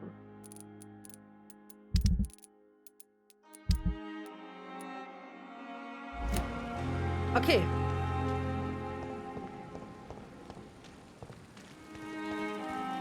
Guten Tag. Doctor, where have you been? I've little time to play hide and seek with new staff members, no matter how illustrious they may be. I apologize, nurse. I needed some time to myself. This has been the longest and strangest night of my life. You delivered poor Mr. Hampton from a terrible fate. The means to that end should be of little concern, Doctor. Thank you, nurse. What can I do for you? Dr. Swansea insisted we provide you a quiet office. You'll find it on the second floor with your name on the door. Thank you. Nurse Crane, isn't it? Yes, Dorothy Crane. Welcome to Pembroke Hospital, Dr. Reid. Your office has been prepared. Dankeschön. Vielen Dank.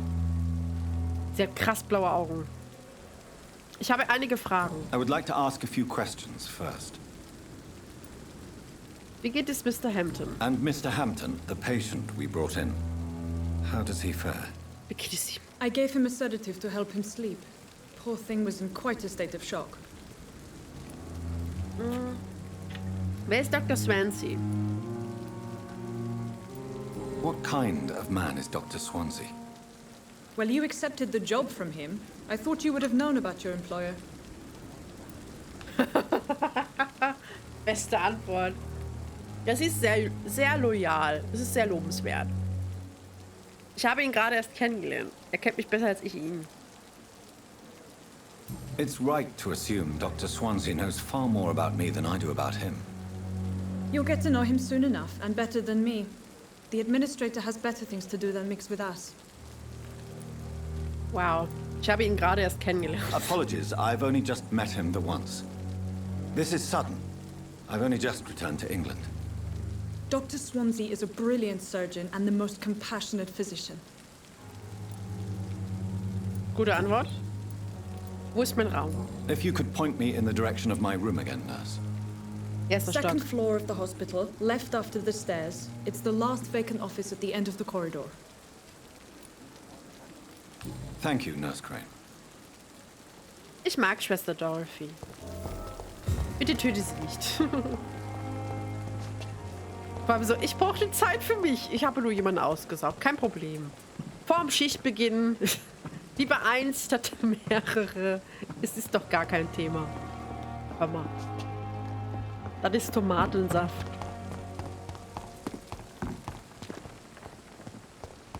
Ja. Aber ein schönes Gebäude. Dr. Swansea is right. This place seems perfect to conduct my research. Guten Tag. Good evening, sir. I'm Dr. Reid. I believe we're going to be colleagues. Reid? Yes, I've been informed about your arrival. I'm Waverly Ackroyd. Waverly Ackroyd. Welcome aboard, I suppose. Does my arrival inconvenience you in some way, Dr. Ackroyd? Let us just say that I don't particularly share Dr. Swansea's enthusiasm for hiring you. What we need here are reliable professionals, not overrated dabblers. Ja, das ist richtig, ne? Ihr Leben lang persönliche Fragen. Vielleicht Erinnerung an Ihre Zeit beim Militär? Ich habe mir als Arzt meine Sporen verdient. I don't know what you've heard about me, but I have already proved my value as a practitioner. I don't question your skills, Dr. Reid, but your motive. Is it money, fame, or are you truly dedicated? Oh, nur weil wir was Gutes Exactly tun, is that Junge. supposed to mean? I served in the war just like you. But unlike you, I did not use the wounded to play the modern sorcerer. Be careful what you insinuate, Dr. Ackroyd. I only want you to admit you used those men to improve your theories. Wissen ist unsere wichtigste Waffe. Ich habe viele Leben gerettet. This is ridiculous. My blood transfusion technique saved many lives, and you know it. You see? That is exactly what I hate about people like you. You avoid this kind of accusation instead of facing reality. Das machen wir doch gar nicht. Schlechte Erinnerung an Ihre Zeit beim Militär. It seems you have bad memories of your military service. I refuse to see this industrial slaughter as scientific progress. War only reveals the worst in men. We can at least agree on something, Dr. Ackroyd. Wollte gerade sagen, ja. Wir leben in London. Haben Sie ein Problem mit mir? Since your tenure in this hospital is longer than mine, perhaps you can tell me more about this place. Let's just say I'm tired of the carelessness around me. I have always respected the skills of Dr. Swansea, but over time his enthusiasm has become displaced. Carelessness? Exactly what are you talking about? We're here to save lives. The people who trust us are not volunteering for experimentation. They're here to be healed. I don't intend to run any radical experiments, Doctor. Oh my Even God. if I, as any good practitioner should, express an interest in pushing the boundaries of medical Oh mein Gott. research. Es ist wirklich so, dass sie mit denen, dass sie denen so Vampirgene verabreichen There are und gucken, rules in was our line of passiert. work, Mit Blut and they're und here so. to protect our patients. Ach du Scheiße. Neuer Hinweis. Beverly hält nichts von den modernen Methoden der Medizin. Haben Sie ein Problem mit mir? If you have a problem with me, Dr. Ackroyd, please feel free to tell me. Dr. Swansea has imposed your presence on this hospital without asking anyone's advice. The benefit of his position. But I don't agree with it. I know we've never met before, but I believe this hospital could use all the help it can get. You will agree with that, I'm sure. Oh, but I have heard about you, Dr. Reid. Of course, you can't say the same about me, since I have not wasted my time courting the press. Alter. Kein Grund für derartige Feindungen. Eifersüchteleien werden Ihnen nichts nützen. Sie sollten Ihren Tonfall ändern. Aren't you too old for such jealousy? It really won't do you any good, you know. Don't be ridiculous, Dr. Reid. A simple glance is enough for me to know you have nothing for me to envy. Ah ja, so. Sie sind mir sehr sympathisch. Nicht. Thank you for your time. We'll talk later. Vielleicht snacken wir den nachher. Mal gucken. Aber wir brauchen die Ärzte. Solange er ein guter Arzt ist, ist mir das egal. Wenn ich aber herausfinden sollte, dass er kein guter Arzt ist, snacken wir ihn. Dann kommt er weg vom Fenster. So sieht es nämlich aus. In dein Büro im ersten Stock.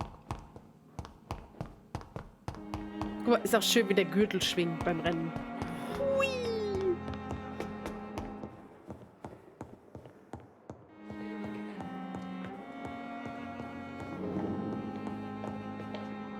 Not now. Nicht jetzt! Ein cooles Gebäude.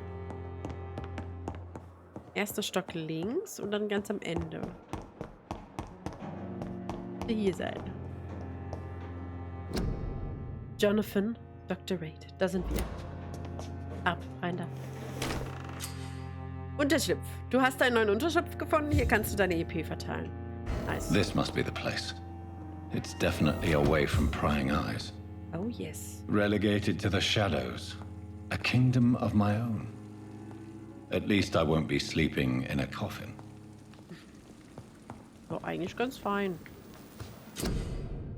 Herstellen. Herstellung. Am Arbeitstisch kannst du Folgendes herstellen. Medizinische Behandlungen, um kranke Bürger zu behandeln. Sera, um dich selbst zu stärken. Und Waffenaufwertungen. Okay. Was brauchen wir dafür? Glasfiole und Chinin. Okay. Das ist nice. The flower's dying. It needs water. Braucht Wasser. Hat jemand Wasser? Da ist doch Wasser. Guck, hier, guck mal. Kannst du Wasser holen. Mann, es gießt doch mal die Pflanze. Das ist wichtig. Oh, Aluminiumpulver und Schillinge. Gut, dann schlafen wir ein bisschen. Wir schlafen ja nicht, wir sind ein Vampir. Ah, Körper. Blutspeer. Du wirfst einen Speer aus Blut, der Gegner vor dir durchbohren. Alter. Schattennebel. Du erzeugst eine Schattenwolke an den Füßen, von denen dein Ziel nach einer kurzen Zeit explodiert, die Wolke, und verursacht schweren Schaden. Ah, Körper. Gesundheit müsste ich auf jeden Fall machen. Großer Durst.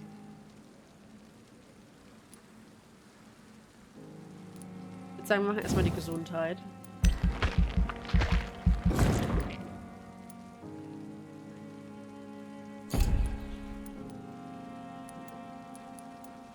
Blutbarriere. Du erzeugst eine unsichtbare Barriere, die direkt Schaden absorbiert, bis sie verschwindet und zerstört wird. Gerinnung. Du unterbrichst die Blutzirkulation in den Venen deines Ziels und machst es wehrlos. Defensiv. Also defensive. Defensiver Schaden. Machen wir mal. Praktisch.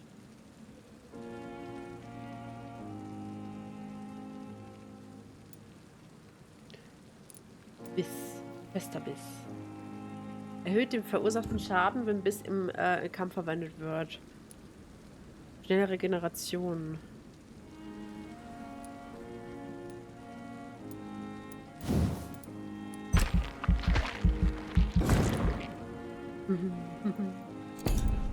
So, Munitionstasche. Erhöht die Anzahl der Kugeln, die du tragen kannst.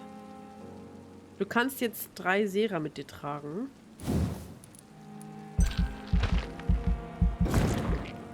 Jawohl.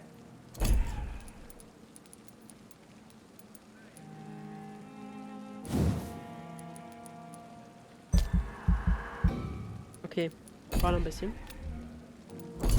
Jawohl. Nice. We are ready.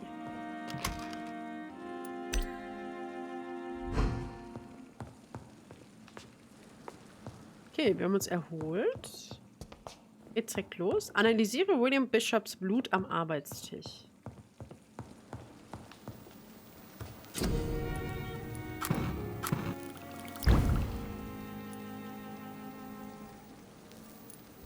William Bishop's blood is much more unstable than human blood and shows extensive mutation.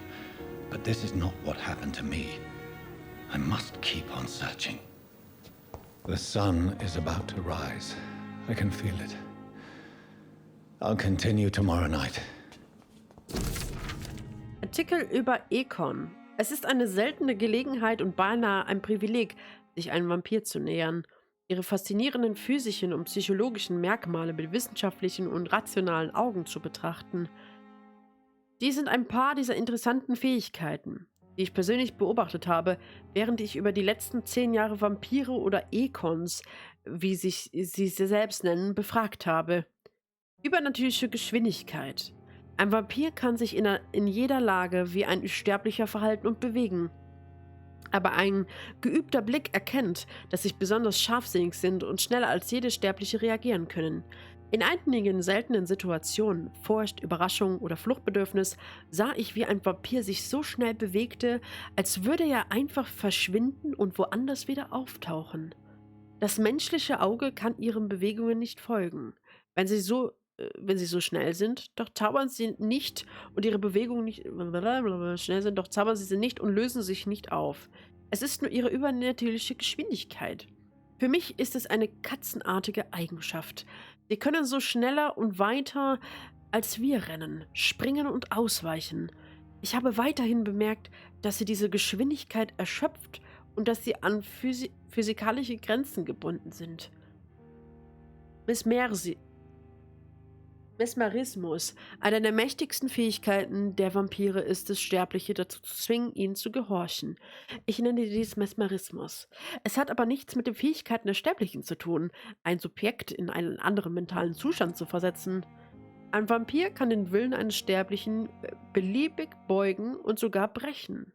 Ein Vampir, den ich befragte, sagte mir, dass je mehr sich ein Suspekt wehre, desto dauerhafter wäre der Schaden, da ein Vampir wortwörtlich die Psyche eines Opfers zergliedern kann. Derselbe Vampir erklärte mir, es brauche Zeit, diese Fähigkeiten zu meistern. Je nach Subjekt könnte das Ergebnis zudem stark variieren, eine falsche Erinnerung einpflanzen, eine schmerzhafte löschen, die Möglichkeiten seien unbegrenzt und beängstigend. Gespür für Blut. Dies ist wohl die schädlichste aller Eigenschaften, da aus ihr so viel Tragödien für die Vampire und für uns entstanden sind. Vampire gieren nach Blut. Sie müssen sich mit ihrem Willen selbst unterdrücken, um nicht fieberhaft jeden Tropfen Blut nachzujagen, den sie gewahr werden. Es verhält sich aufrecht. Nur durch Blut können sie ihre übernatürlichen Fähigkeiten voll ausschöpfen, obwohl es nicht durch Unterernährung oder Durst sterben kann ein ausgehungerter Vampir sehr schwach sein. Dieser Trieb, dieses Verlangen nach Blut erklärt ebenfalls, warum es Vampire derart in Erregung versetzt. Ein Vampir gestand mir, der Geruch und die Anziehungskraft von Blut seien so stark, dass es ihn manchmal blind mache. Wenn er sich konzentriert, kann ein Vampir das Blut um sich herum fast sehen. In warmen Körpern, durch Wände hindurch, an vermeintlich sauberen Waffen etc. Derselbe Vampir verriet mir, dass er sehe, ob Sterbliche gesundes Blut haben oder krank seien und dass er in seiner Umgebung in manchen Fällen Krankheiten, infizierte Kleidung und blutige Gegenstände erkennen könne. Sollte dies wahr sein, würde diese Eigenschaft in der Medizin unzählige Anwendungen finden. Es wäre kaum zu glauben. I have so much time now. Oh nein. Oh nein. Die machen wirklich... Die geben dem wirklich Blut von Vampiren, oder? Oh nein.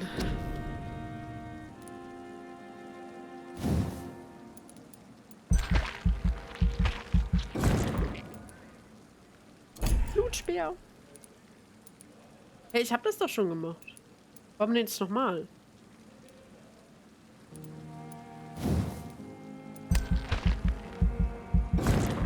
Okay. Muss ich jetzt nicht verstehen. Warum jetzt nochmal?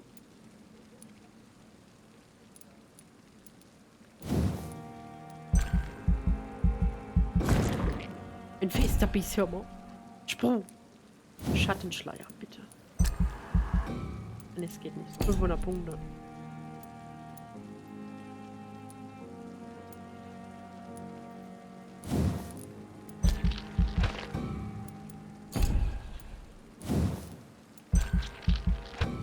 Aber der nächste Nacht ist. Ah.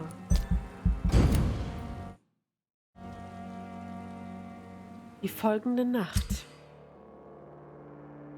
Wichtige Ereignisse im Bezirk. In jeder Nacht beeinflussen deine Taten und deren Konsequenzen den Gesundheitszustand der Bezirke. Er kann sich auch dadurch verschlechtern, dass sich Krankheiten unter den Bürgern ausbreiten. Wichtige Ereignisse im Bezirk. Okay. Er ist tot. Dr. Swansky. Qualität des Blutes ist 6000 EP. Ja, kann man machen. Vielleicht machen wir das mal. Ja. If I'm to stay here until my research is complete, I'd better learn to hide my true nature from the mortals. But what about my thirst for blood? Ja, das ist die Frage, mein Bruder.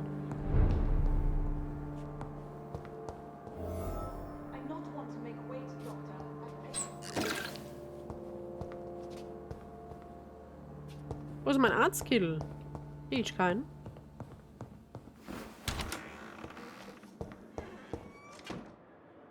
Yes, Nurse Crane? How can I help you?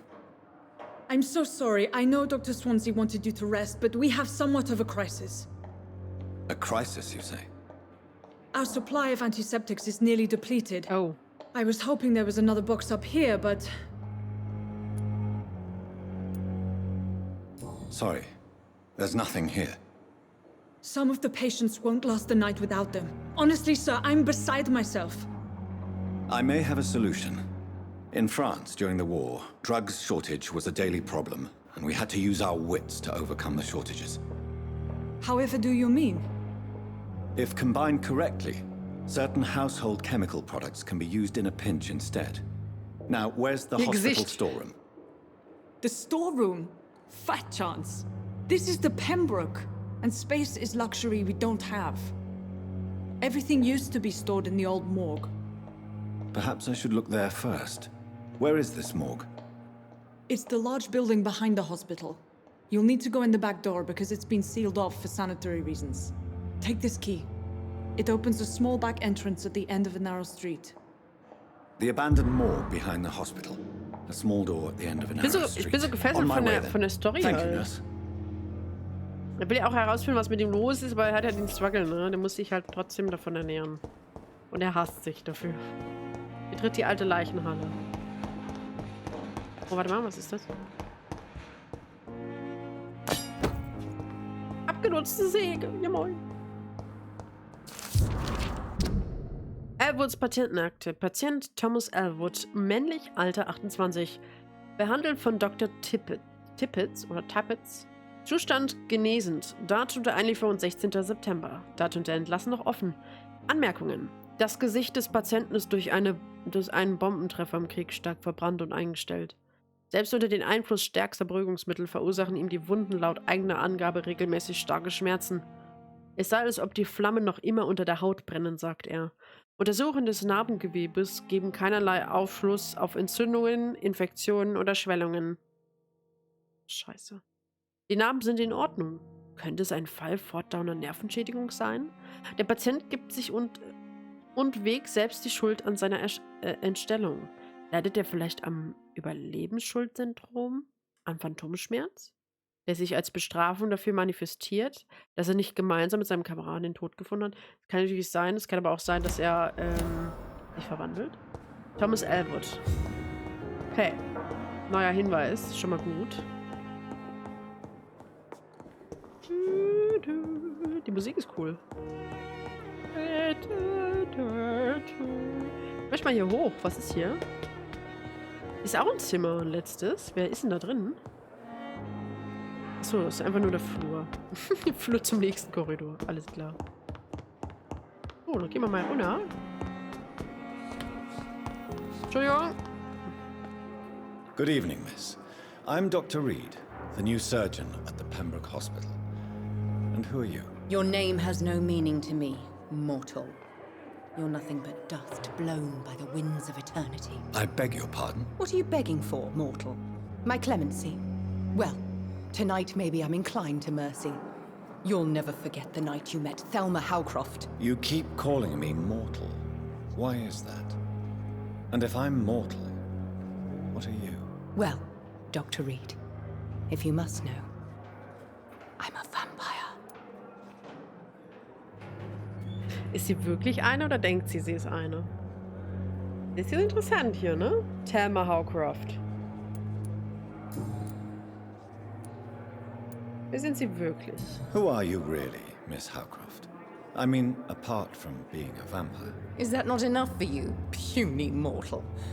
What do you require? Proof of my powers? I'm curious to know who you were before becoming a vampire. No, it was such a long time ago, I don't remember. Centuries of unholy life can have strange effects on one's minds, you see?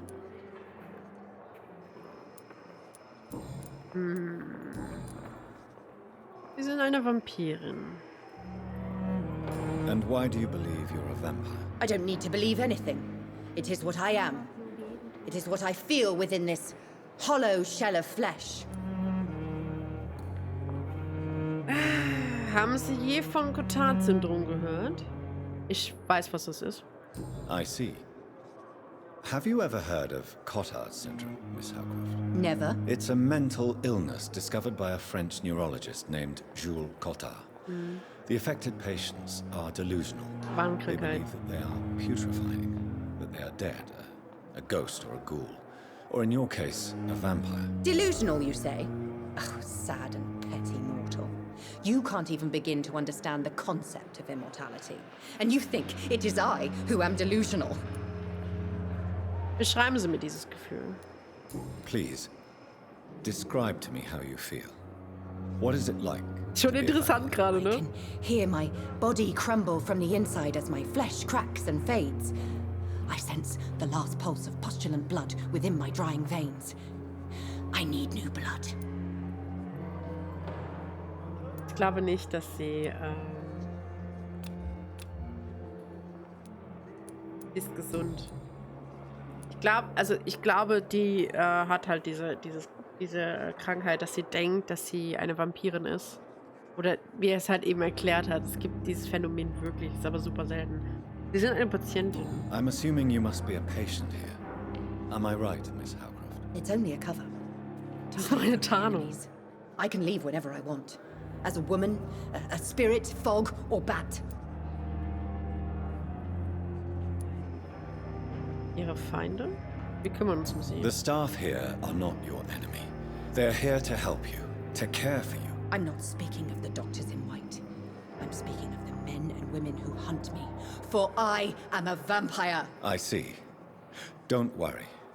These people will not find you here. I'll personally make sure they leave you alone. Thank you, mortal. But do not interfere with them, for you are no match for those that hunt me.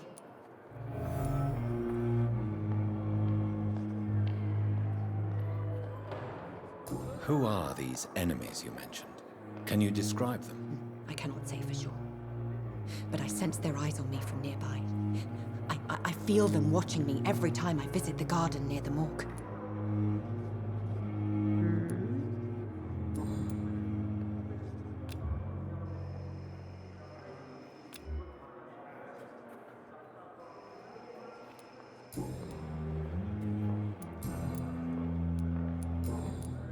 I'll leave you, Mistress of the Dark, to your nocturnal activities.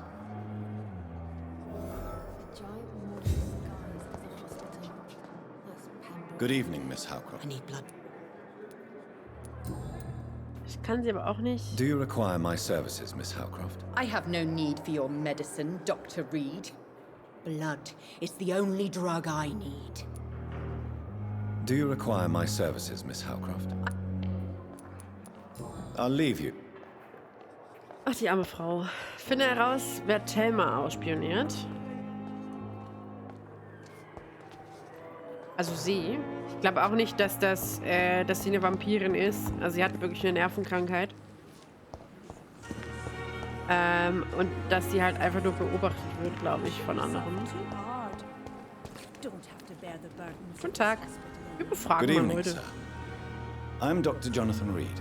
I'm new here. I've already heard about you, Dr. Reid. I'm Milton Hooks, the ambulance driver for this shithole of a hospital. That's quite a blunt introduction, Mr. Hooks. You can call me Milton. I like to speak my mind, Dr. Reid. Perk of the job. Don't judge me, and I won't judge you. I'm not sure I understand what you're talking about. Well, I'm no doctor, but I'm pretty sure a gun can't be used as a surgical instrument. You have a keen eye. I learned to shoot during the war, and have carried one ever since. Old habits die hard. No need to explain, Dr. Reid. And if you ever need a better gun, remember, I may have something for you. Was? Was? Er sagt einfach, ja, wenn Sie was Tolles brauchen, ne, kommen Sie zu mir, dann kriegen Sie auch noch eine Waffe, hör mal, zum Trostball hier, ne? Ihr Leben links, persönliche Fragen. Leben in London. Wie ist die Lage hier? Was ist Ihr Beruf hier? Das hat er schon gesagt. Persönliche Fragen. Ah, okay. How is the situation around here? You want to hear the situation is all right? It's fucking awful. We lack everything. And it's getting worse every day. Mhm. Was ist Ihr Beruf hier? So what do you do exactly in this hospital? Apart from smuggling guns, I mean. I've been an ambulance driver since too long, I guess. I bring sick people here night and day. It's a dirty job, but I get it done. Most of the time. Meistens. Sie haben eigentlich durchgemacht. Wie ist die gesundheitliche Lage? It sounds like things have been a bit rough recently. What's happened? Yesterday I got attacked by the patient I was bringing here. I escaped through the hospital's garden, but I lost my wallet when I was running. You left an infected patient outside the hospital? That's incredibly dangerous. Go there yourself if you want, but be careful, Doctor. I'd rather not bring your dead body back. Okay. Mitternacht im Garten von Gut und Böse.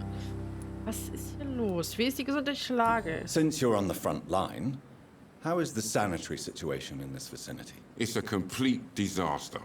It's even getting dangerous to enter some streets or buildings. Even the locals attack you. Are you really smuggling weapons through the hospital? And why not? I've already been attacked by patients, you know.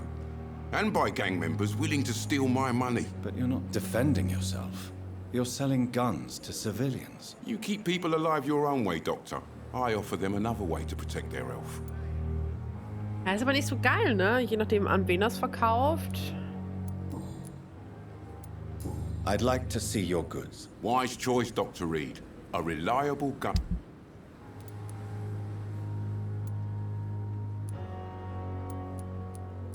Ich will ja einen Shotgun. Ich kann sie aber nicht kaufen. Gut. So. Wir reden erstmal ein bisschen, betritt die Leichenhalle, aber ich möchte ein bisschen mit den Patienten sprechen und halt auch gucken, was hier so Sache ist. Mal sehen, auch hier. Good evening, sir. Can I help you? Unless you're here to fix my face. No. I don't think you can help me. I'm Dr. Reid. I've recently taken the position of head surgeon here. War injuries, am I right? You guessed right, Doctor. German shell took my pretty little das haben wir mug oben right gelesen. off. Oh. But they still call me Thomas Elwood.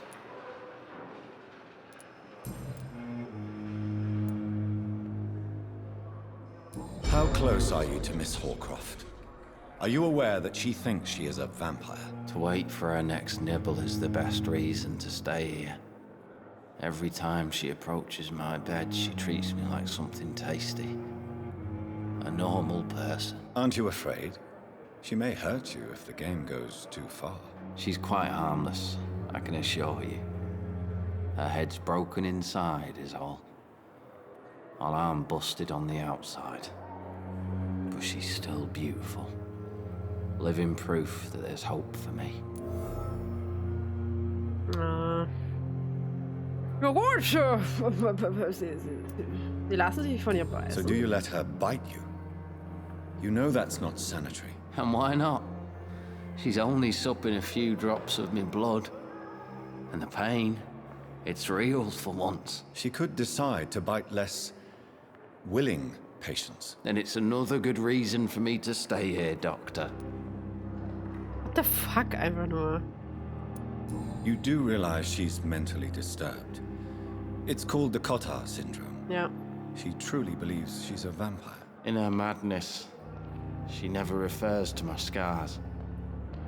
And frankly, if I could, I'd join her world.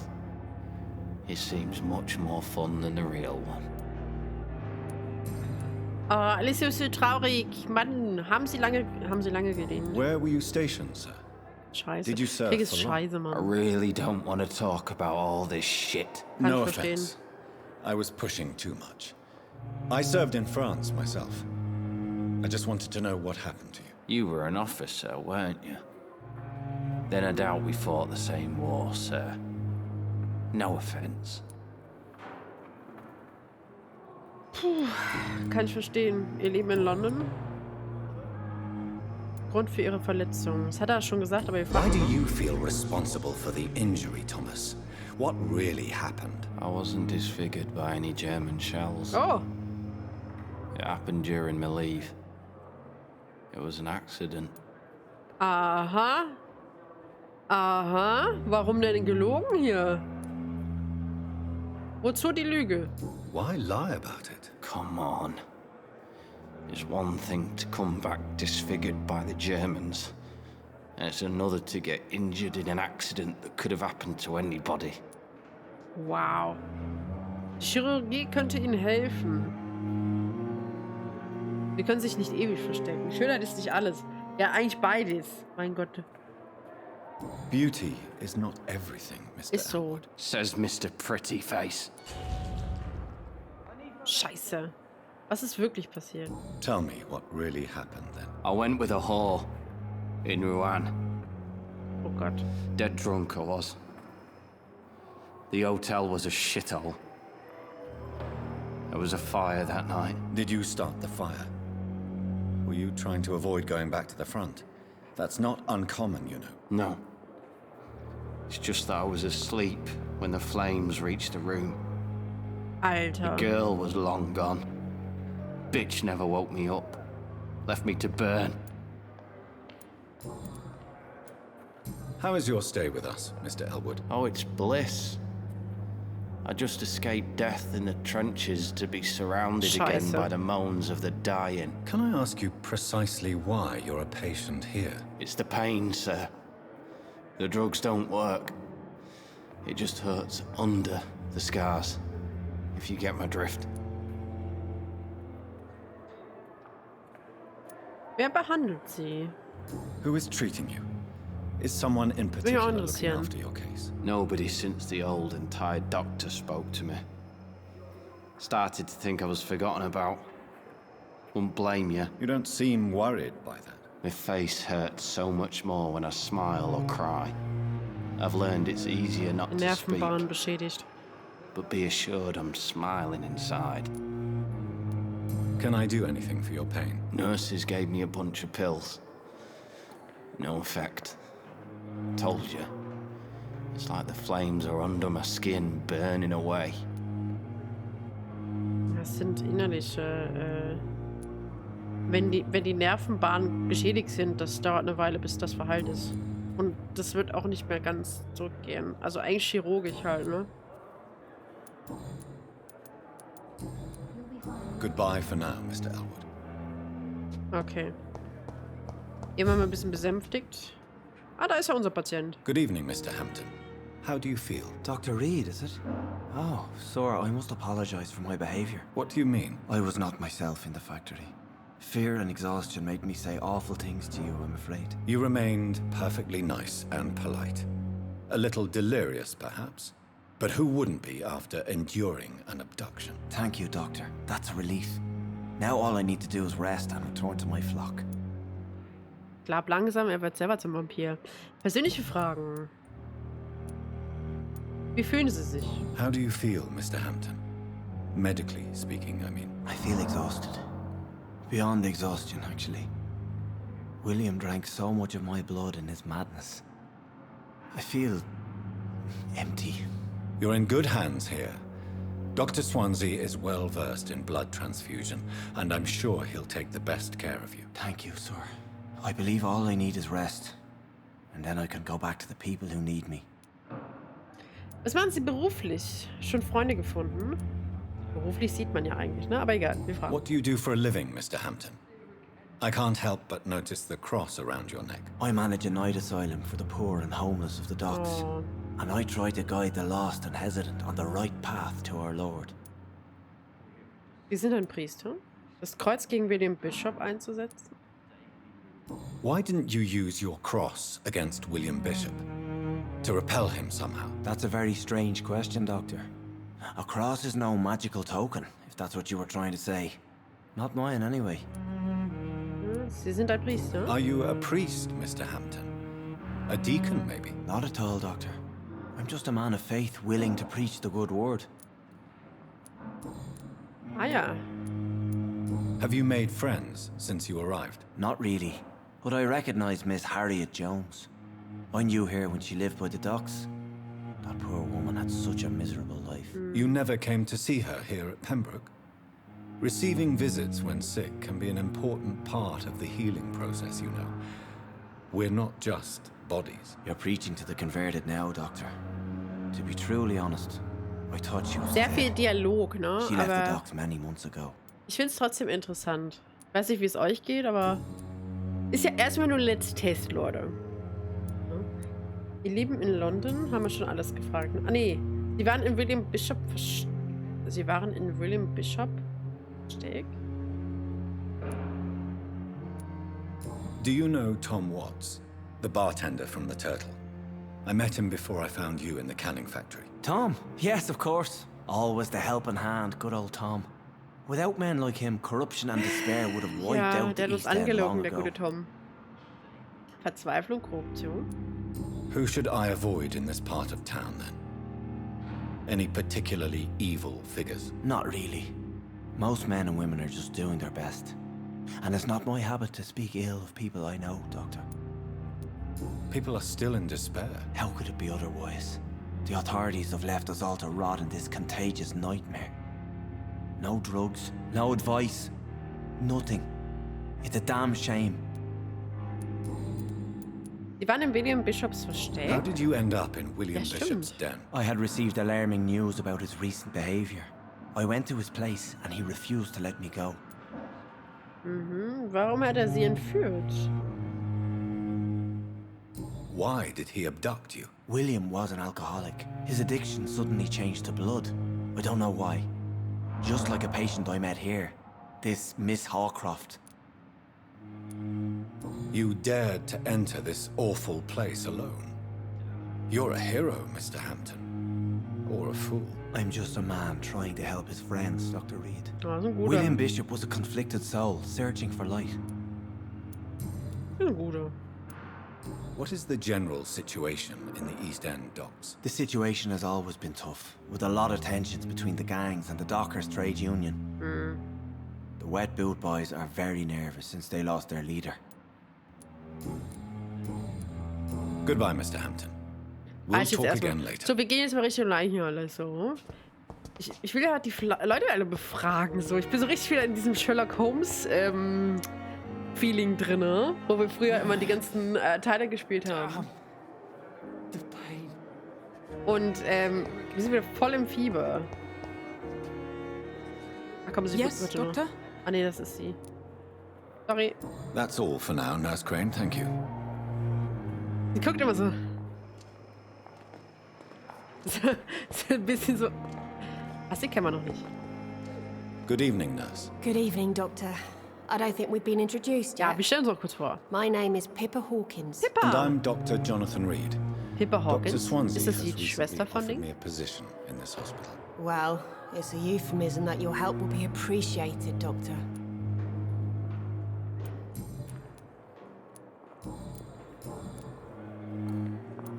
How long have you been a nurse? Or long enough to...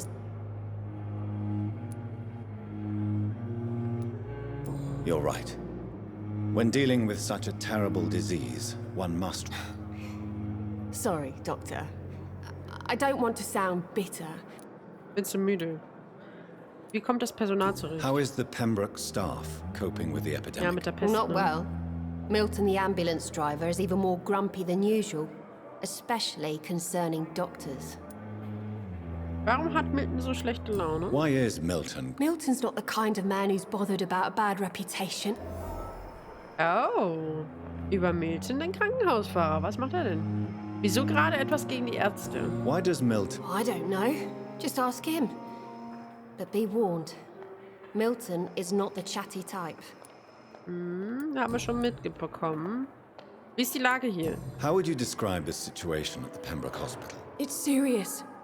The flu is wreaking havoc amongst the staff and patients. We are running out of everything. Reißen Sie sich zusammen. Nurse Hawkins, the Spanish flu won't last forever. I wish I could believe you.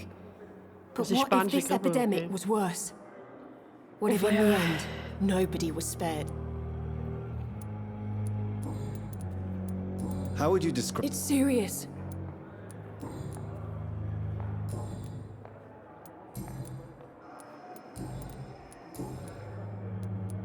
How would you describe... It's serious. You must get a hold of yourself, nurse. Sorry.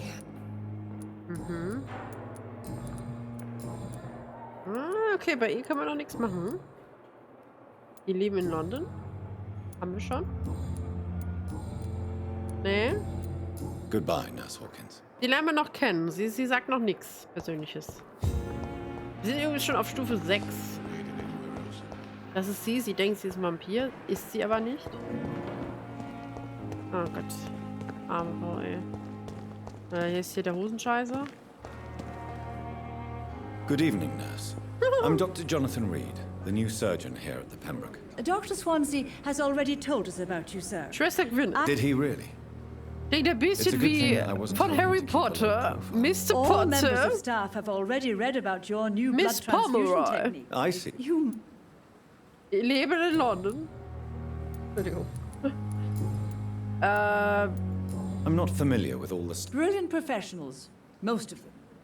Dr. Swansea has a gift. Most of them. It would be inappropriate for me to speak ill of... Ja, es würde sich nicht ziehen. Jemand, der besonders hervorsteht. Is there anyone that stands... Well, I have never met someone as dedicated... Why should his age be a problem? I guess it's fair to say he's always pushing himself to the limit. Oh. Interessant. Nurse Brannigan, if you do know something... No. I may disagree with some... Gut, Schwester. Ist ja in Ordnung. Wie ist die Lage? How are things? Not good. Das sagt man übrigens nicht mehr, ne? Könnte das Krankenhaus versagen? Unsichtbarer Feind? An invisible enemy. Sorry, Doctor. These last few... Do you think this... We are all volunteers here. And we're trying... Spring mal ein bisschen. Goodbye, nurse. So, Sie haben ja auch kennengelernt? Oder war das jetzt ein anderer? Good evening, sir. So it is true. The famous Dr. Reid has... Do we know each other? Actually, yes. We met once before. Dr. Tippett, yes, I remember. He was all... Das ist Dr. Tippett. Sie sind erschöpft. You're exhausting yourself, Corcoran. Maybe you should think about preserving your strength. No. We must keep on healing all those poor... Wir müssen nichts beweisen. Schöner Gefühl macht sich Sorgen. You've nothing to prove, Dr. Tippett. I am perfectly fine, and I am not too old for this job. Er hat Angst, ersetzt zu werden, der arme Mann. Tell me more. Nurse You really seem to... I'll go even further. If... Any opinion about the management? I don't... yeah. Don't get me wrong. Junge. What is the This hospital...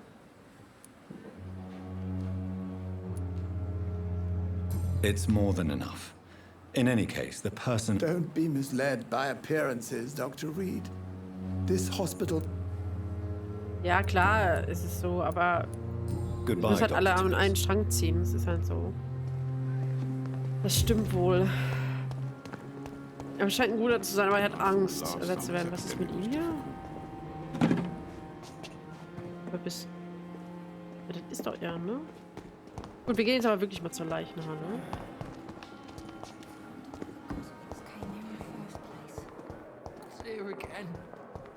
Muss ich denn hier durch? Ich muss draußen rum, ne? Das ist manchmal ein bisschen verwirrend. Entschuldigung, Schwester, ich muss hier durch. Mal ganz raus. Da kommt der Dennis wieder. I can see you. I can read you. Hallöchen. Na? Ich hoffe, es ist okay für euch, Crazies, dass es euch gut geht. Vor allem hier bei Scour diesem voices in Spiel. the garden. I should investigate. If they were to find somebody. Wo denn genau? Also im Garten? Das ist doch hier, oder? Bin verwirrt. Einer. Hallo? Ist da jemand?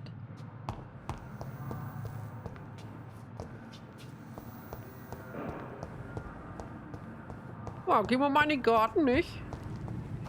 Moin. Lümmel. Da ist ein Speer. Danke. Dankeschön. So, der ist jetzt hinüber. Oh, da sind noch mehr. Ach du Scheiße. Sag mal, das geziemt sich nicht.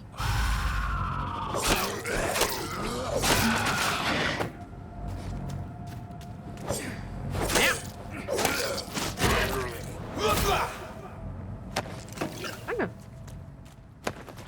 Danke für Ihre Kooperation. Ups. Das kann ja mal passieren. Was hast du was gezockt? Was hast du gemacht? Was hast du gezockt, eher gesagt. Ist ja auch in Ordnung. What the fuck? Ist doch alles gut. Es ist kein Muss, hier zu sein. What the fuck? Übertreiber. Spider-Man, oh nice. Das soll cool sein, habe ich gesehen. Hat Kronk letztens auch gespielt im Stream. Zusätzliche Munition wird in dein Versteck gelagert. Nice.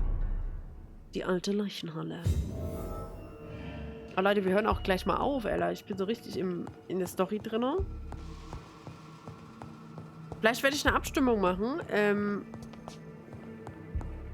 Oder wir spielen es einfach spontan weiter, wenn wir Zeit haben die Woche. Nach der Arbeit oder so. Wenn ihr da Bock drauf habt. Ich bin mir noch nicht ganz sicher, muss ich sagen. Also die Story ist schon ganz nice so. Aber ich bin mir noch nicht ganz sicher, ob es nicht eher so diese ja, Splatter-Richtung. I cannot enter. Mal hoch hier. Hallo, ich begrüße Sie.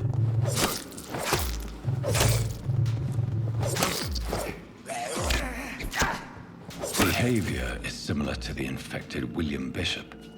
Must be the same strain. Das ist derselbe The Stamm. sickness moves faster than influenza. Wir wurden bestimmt von einem Alpha verwandelt. Suche in der alten Leichenhalle nützlich medizinischen Zutaten, finde etwas Eisentatrat, finde etwas Natriumhypochlorид und finde den Schlüssel zum Keller der Leichenhalle. Finde heraus, wer Helme ausspioniert. Das müssen wir alles machen. Oh ja, vielen Dank, vielen Dank. Komm hier rein. Und wir wurden hier gesnaggelt. Auf jeden Fall kein Krankenhauspersonal, schon mal gut.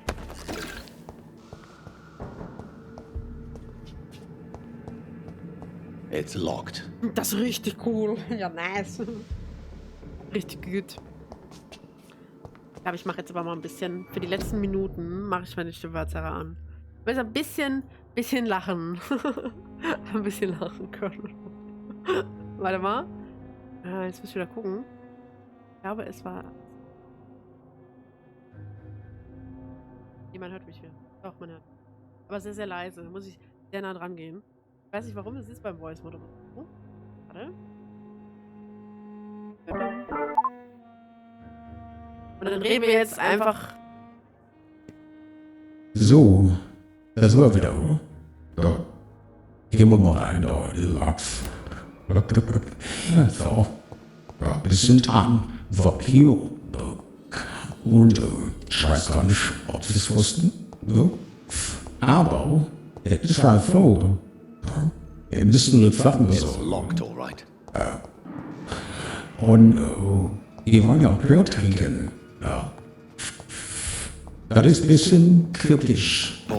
Kritisch. Fortifiers. Popular as they are in Naja. But they do contain iron tartrate and Könnte das ist so. Muss langsam gehen, damit die Stimme durchkommt. Das ist ein gutes Denglisch, meine Damen und Herren. Und ja, Vampir sein ist nicht einfach. Ja? Immer dieses Jagen und gejagt werden. Du? Das ist schon anstrengend, meine Damen und Herren. So, Flasche Alkohol. So, kann man so schlucken. So. The key will surely grant me access to the basement. Ich hab das Schlüssel. Was ist das? Ich hab den Schlüssel. Ja. Wo ist Gimmo? Es geht einfach runter. So. Oh, was sind denn Sie für ein Hannover? Kommen Sie mal zu mir. Ah, ja, der ist einfach umgefallen. So. Ist das doof? Diese Stimme, das kann ich mehr. So, ich erzähle Ihnen das eine Story.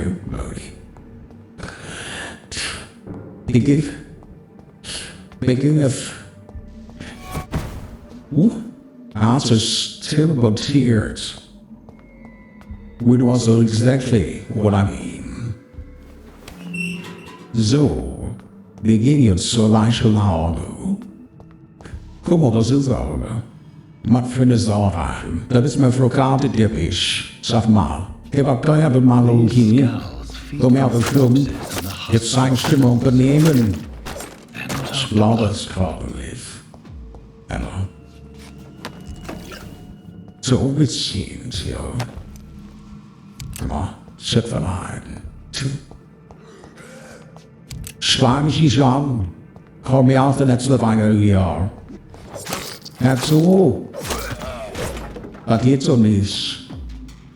Aber das ist ja wohl nicht so. Für eine Frau, die...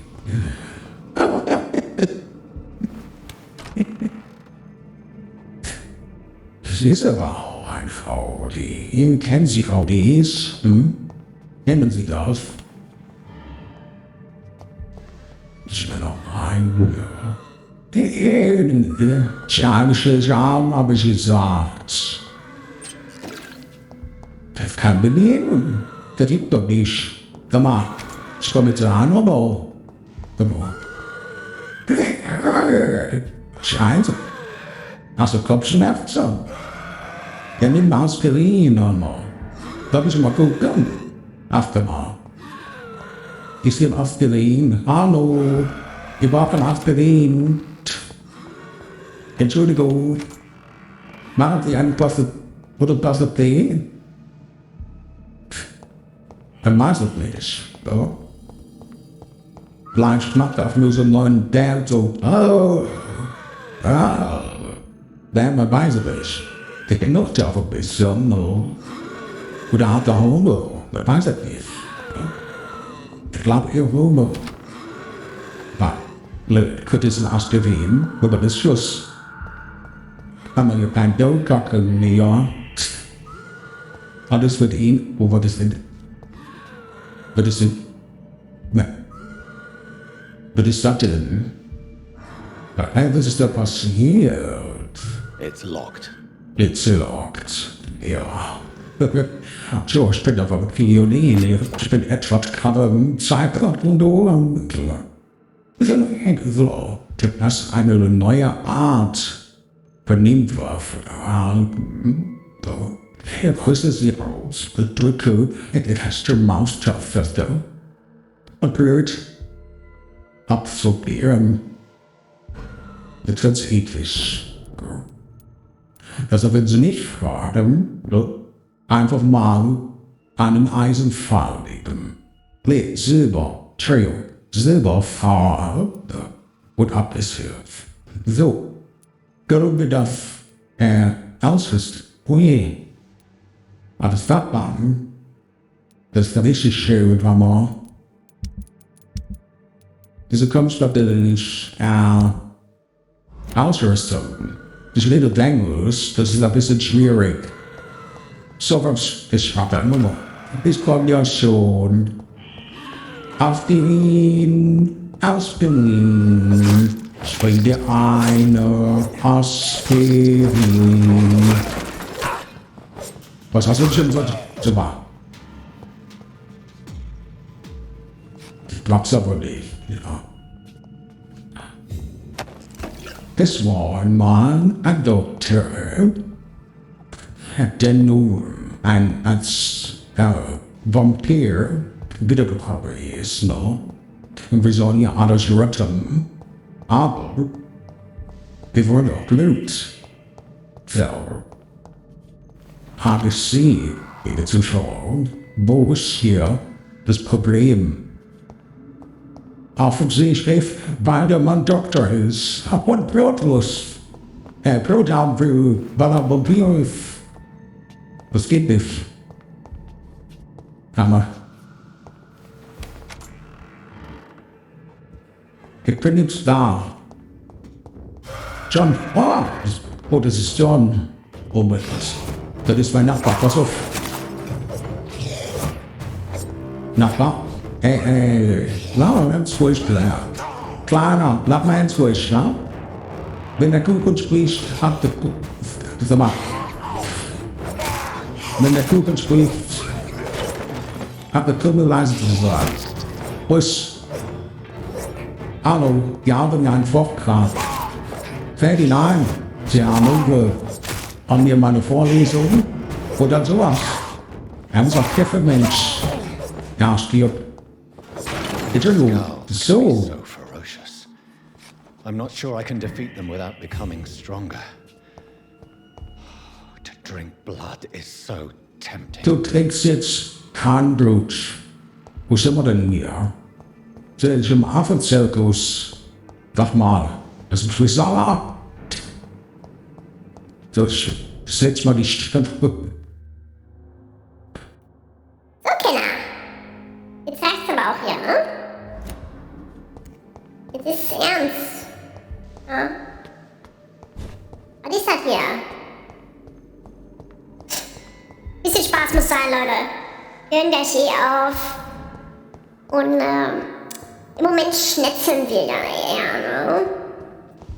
Genau. So, die ganze Kacke hier. So. Freunde.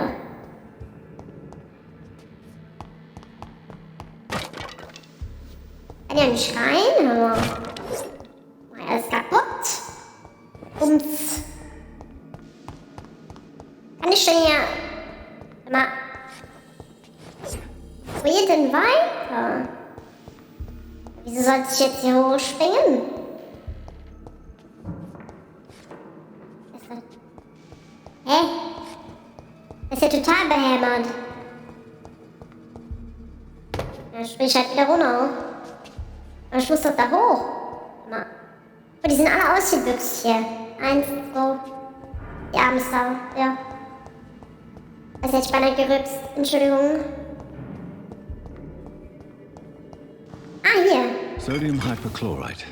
Dangerous to administer, but efficient in the proper dosage. Stelle eine Behandlung gegen Erschöpfung her. Warte mal. Ich brauche einen anderen, der ein bisschen besser klingt. Warte mal.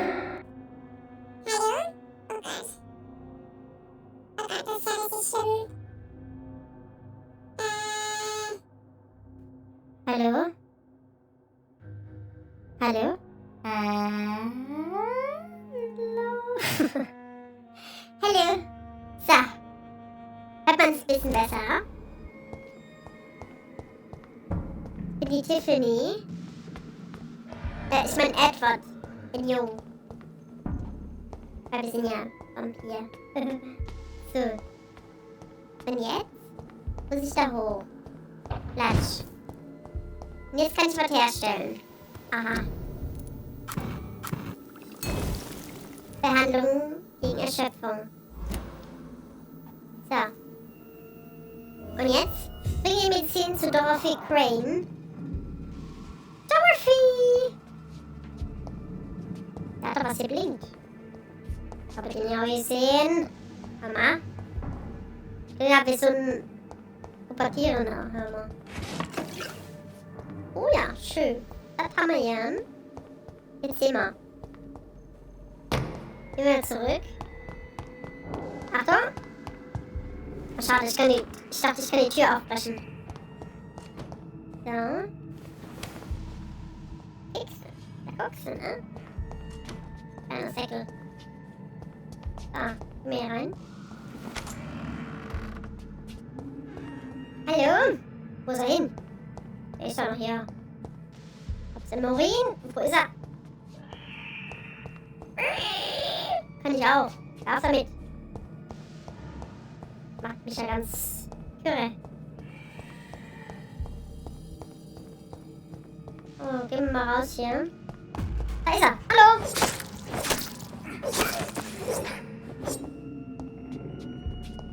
Dankeschön. Da war jemand. Habt es gesehen? Da war er.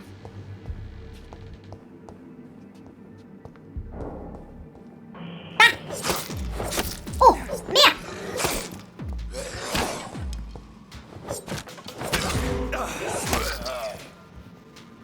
Bei dem Flock ist jetzt dran.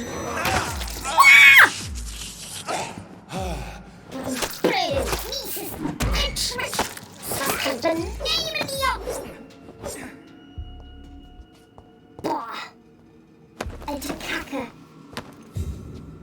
Alter, hab ich mich erschreckt. Ich meine, ja, die können springen und so, aber hab ich jetzt nicht mit ihr gerechnet. Scheiße. Voll erschreckt, Mama. Okay. Sehr düster hier. Mensch. Das ging ja schnell. So. Mama. Geh mal raus, ja. Jawohl. Kranke Bürger können mit den richtigen Behandlungen geheilt werden. Gesunde Bürger heben den Gesundheitszustand des Bezirks, den sie angehören, an. Superschön. So. Pembroke Hospital. Switch nochmal den Dings. Und so macht er sich auf. Hallo? Das ist ziemlich leise. Ging auf Scheiße. Warte mal.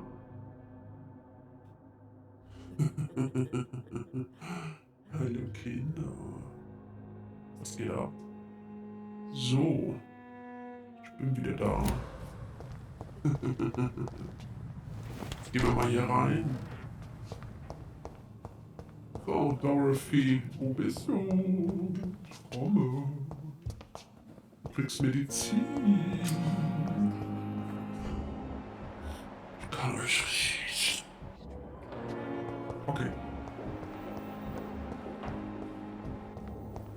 Dorothy. Dorothy. Kann dich schnuppern.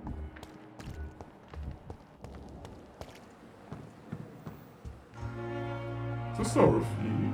Nee. Was ist denn? Ach, das muss sie sein. Dorothy? Nee. Dorothy! Wo sind die jetzt?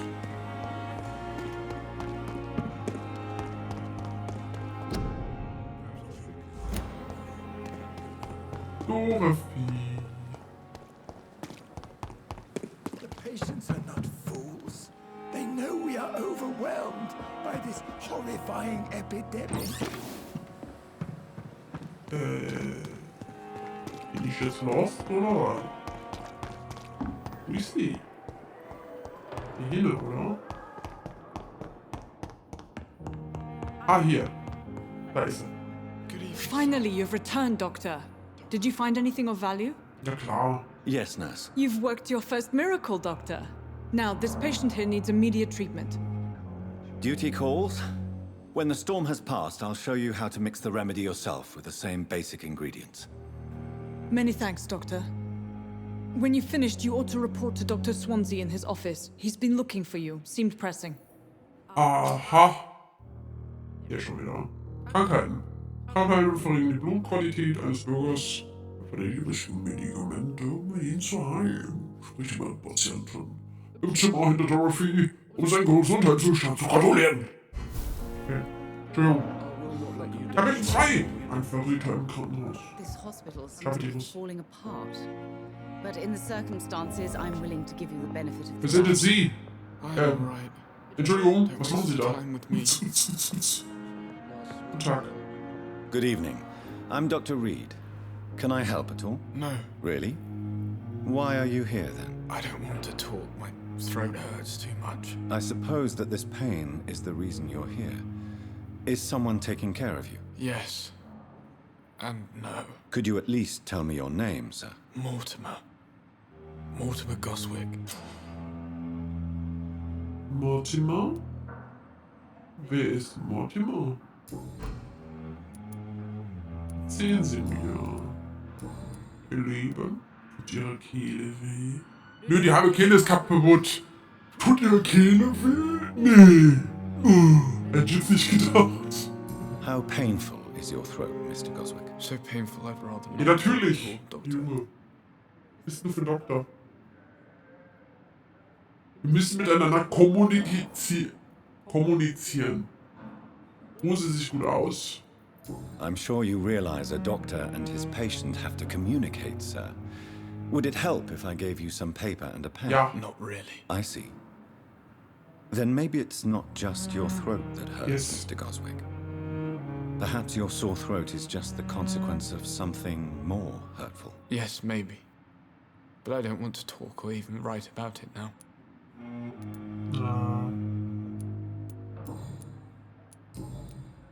Tell me about yourself, Mr. Goswick. I don't want to talk, Doctor. Ja, dann akzeptier's doch auch mal. Du kannst später noch mit ihm reden. Wenn der Patient nicht möchte, lass ihn. But don't hesitate to contact me if you need any help. Good evening, sir. Doctor. I will not let you down, my boy. Good evening, madam. Can I help you? It's my son who needs you, sir. I'm Dr. Jonathan Reid. How can I help your son? I'm Beatrice Goswick, mother of Mortimer Goswick. Ah, die Mutter. Could you check on him, please, Dr. Reid? I've heard much of your talents as a physician.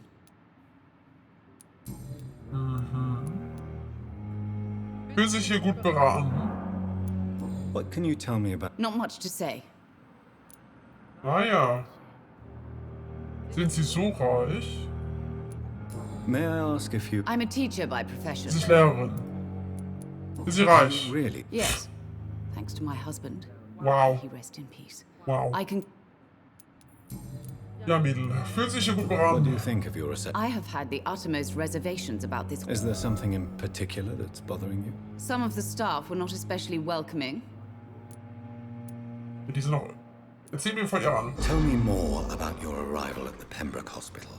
The ambulance driver was quite rude, for a start.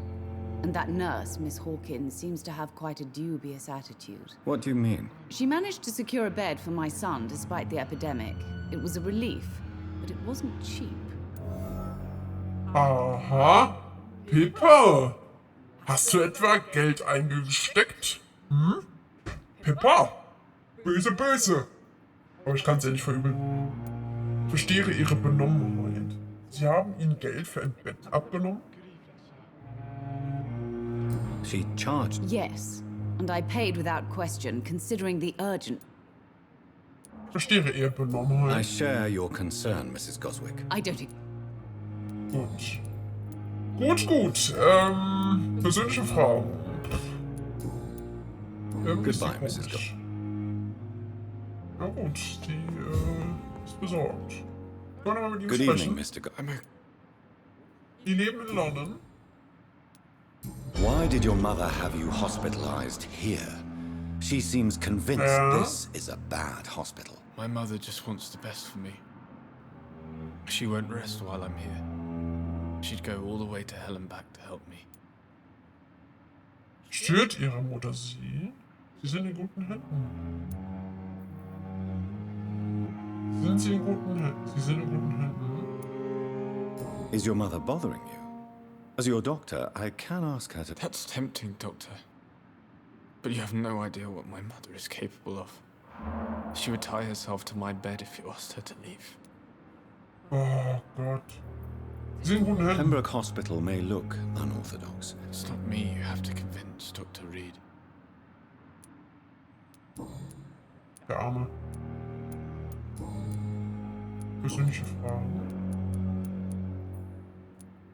Das hatte ich schon gesagt. Können wir doch mal mit der Mutter sprechen? Ganz kurz. Die ist mir nicht ganz geheuer. Good evening, Doc. Persönliche Fragen.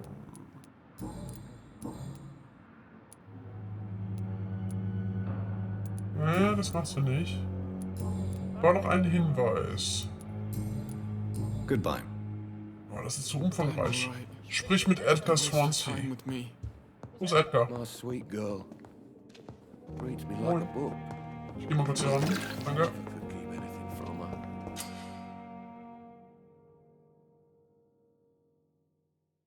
Ah, suche Bürger der Bandstufe oder niedriger und wähle sie mit Bedacht aus. Das will ich aber nicht. Jetzt noch nicht. So ein bisschen warten. Oh, wir haben Durst. Scheiße. Wir müssen gleich. Kacke. You are going to reveal all your secrets to me. Gehen wir erstmal zu Swansea. Nicht verarschen. Oh Junge. The life running in your veins. Wo ist denn der? Swansea! Hallo! Ich soll doch hier rein! I cannot enter. Willst du verarschen? Sag mal. Wo ist denn der jetzt schon wieder? Ist der wieder Eierschaukel oder was? Was macht denn der? Hallo? Good evening, Dr. Tipp. Doctor. Goodbye, Dr. Nee, wo ist Swansea? Oben. Müsste oben sein, der Junge. Oh. Der läuft doch immer weg. Willst du mit ihm reden? Swansea, wo sind Sie? Ich bin weg.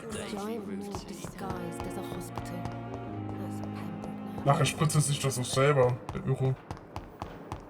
Geh mal hoch hier. Geh mal in mein Zimmer. Auf dein Zimmer mit dir. So dumm.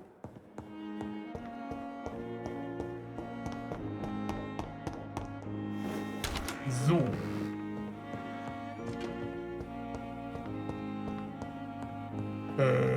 Wieso ist er offen? Das war vorher nicht. Sag mal. Was soll das?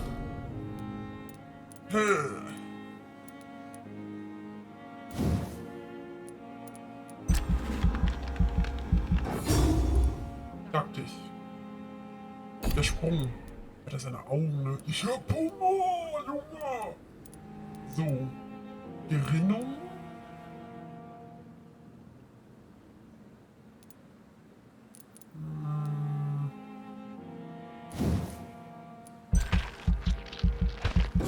Stufe 2.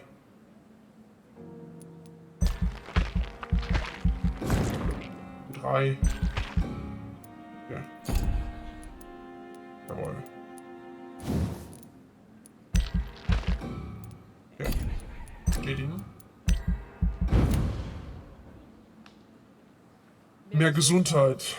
Die folgende Nacht. Ja. Ist auf jeden Fall langsam aber sicher. It's locked, all right. Ja, verschlossen. Ja. Das reicht's mir aber jetzt.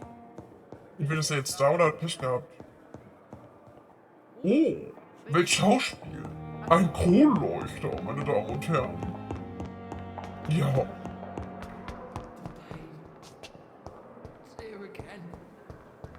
War das Video again? Oh, da hat was geblinkt. Jawohl. Salzin. Ich finde es halt auch cool, dass du mit verschiedenen Chemikalien Sachen machen kannst. It's locked. Ist er immer noch nicht da? Was ist denn mit ihm? Wo ist das Deckel? Ich muss einen aussaugen, das ist ein Problem. Muss es denn unbedingt ein Patient sein? Ich will das nicht. Wo ist der? Unbekannt. Na nö, da gehen wir doch mal hin. Der Unbekannte. Der Tod. Mortimer, Goswick. Tippets. Wer ist das?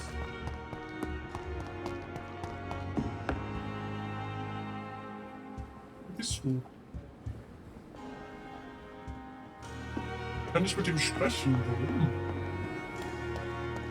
Perhaps I should have considered the offer from that category fellow. Yeah, we're young again. Good evening, Dr. Tippett. Dr. Rick.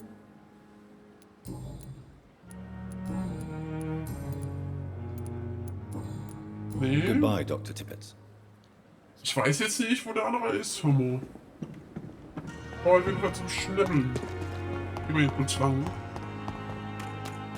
Ist hier jemand? Hallo? Wollen wir zum Essen? Wir wollen nur böse essen. Keine guten. Ob hier keiner ist? Nee!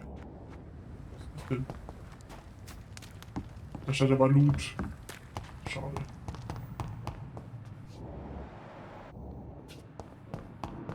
Gehen wir mal hier durch. Schon wieder einer. Piss dich aus dem Garten! Meiner! Kann es sein, dass wir immer spawnen?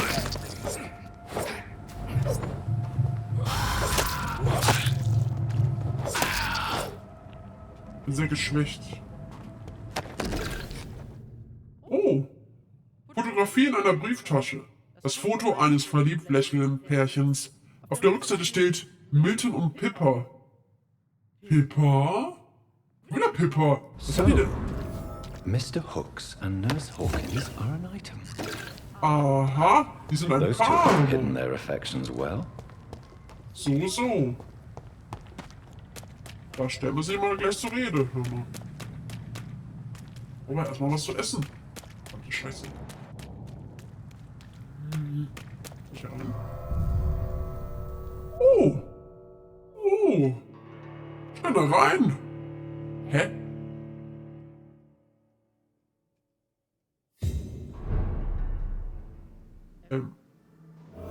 War ich nicht eben schon mal hier? Doch, ich war doch eben schon hier. Hä?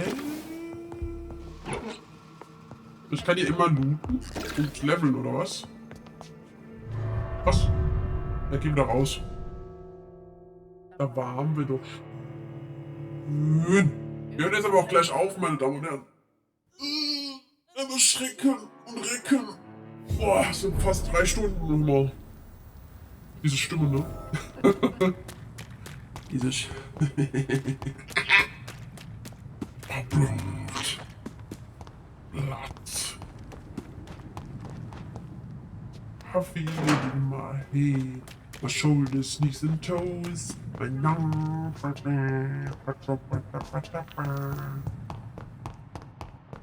Ich brauche doch nur eine Seele. Wo ist der? Aha! It's locked, all right. Verdammt. Komm nicht rein. Guck sie nicht rein. Oder? Oder? Was zu fressen, Alter? Du sollst gemacht! Wieso kannst du nicht fressen?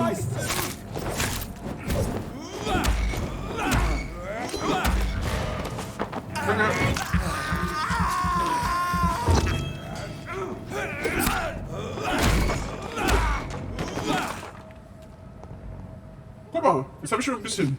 Jetzt geht's mir schon wieder gut. Die Augen sind auch schon wieder fast nicht mehr ganz so gruselig. So, gehen wir noch ein bisschen vorbei, ne? Oh, das sind ganz viele Schurken. Komm zu mir. Komm.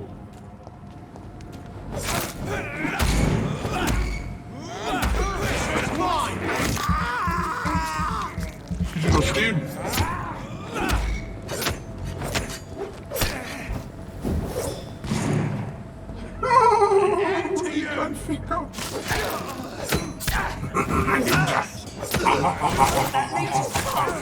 Ihr seid böse Menschen.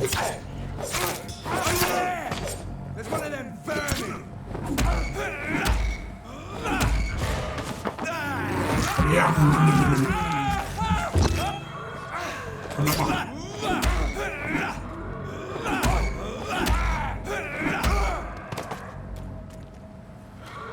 Nun denn, so sei es.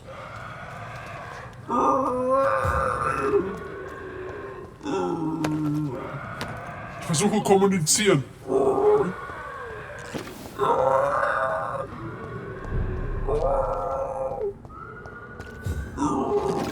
Alter, what the fuck?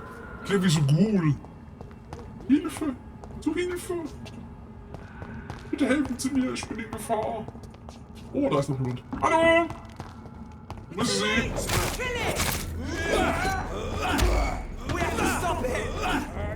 Don't stop me now! Having a good time. Having surprise. Don't stop me now! Getting to the Friday. 100 degrees. Eins aber hier! It's too fucking fast! Kleiner Sack. Kleiner Sack. Sack, Sack, Sack. Dankeschön. Dankeschön. Vielen Dank. Danke. Das sind alles kleine Schurken. Die haben wir alle gegessen. Also was heißt gegessen, aber bisschen angesoffen.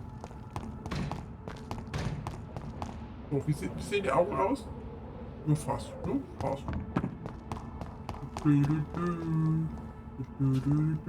I cannot enter.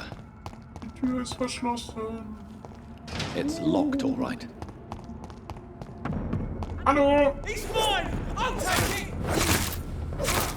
Outside!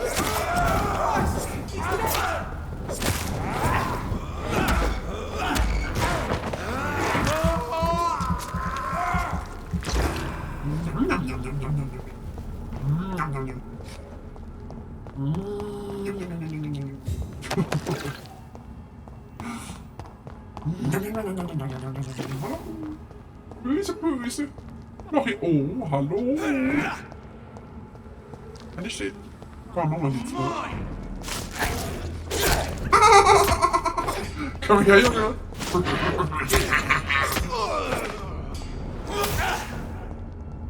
Danke. Danke für Ihren Support. Sie sind böse. Sie ist sehr, sehr, sehr böse. Kann ich hier rein? Oh, hier kann ich mal rein. Guter Schlupf. Ja, nice.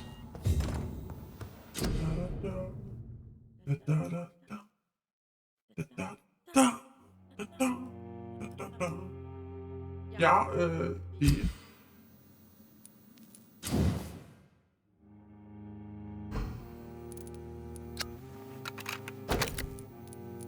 Oh, was eine Stunde.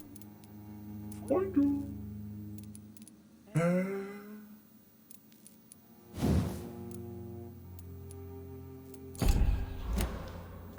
So cool. Dass man auch alles aufwerten kann. Das ist so mega. Hier, Vampirclub. Glaubt ihr, die Vampire würden in den zwielichten Ecken und Schuppen Londons kauen? Nein.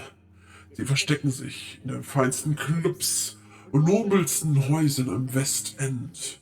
Ich weiß genau, dass sie heimlich das Weltreich regieren. Sie haben einen Club. Sie sind Personen des öffentlichen Lebens. Sie veranstalten Bälle und aufgefallene Feiern. Sie wollen das Land und unsere Schicksal bestimmen. Wir müssen sie alle enttarnen. Was sie sind. Was sie sind? Raffgierige Feinde der Menschheit, die in die Welt kamen, um uns diese ewige Finsternis in Hölle zu bringen. Ihr kennt sie, aber ihr traut euch nicht, ihren Namen auszusprechen. Ich werde es tun, schon bald. Und jedes Kind in London wird den Namen des Vampirclubs kennen. Clarence Crossley. Meldet sich für weitere Informationen direkt bei mir. Alles klar, Clarence. Gut erkannt. Oh, Kiste. Juhu. Oh, da war Loot. Da war was. Was wird denn gerade? Ja, komm, snack mal. Die wird Vegetarier. Entschuldigung. Also Vegetarier in der Hinsicht keine Menschen. Da. Nee, nur Schufte. Nur Schufte. Böse Leute. Mehr nicht. Schwupp.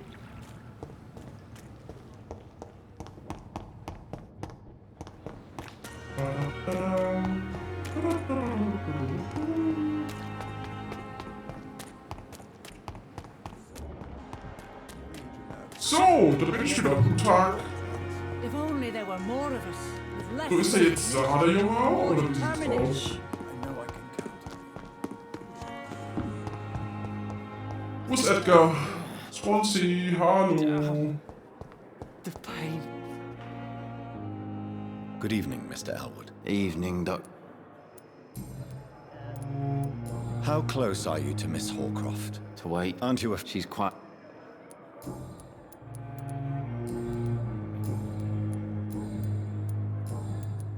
Why do you... I wasn't... Why do you feel... I wasn't...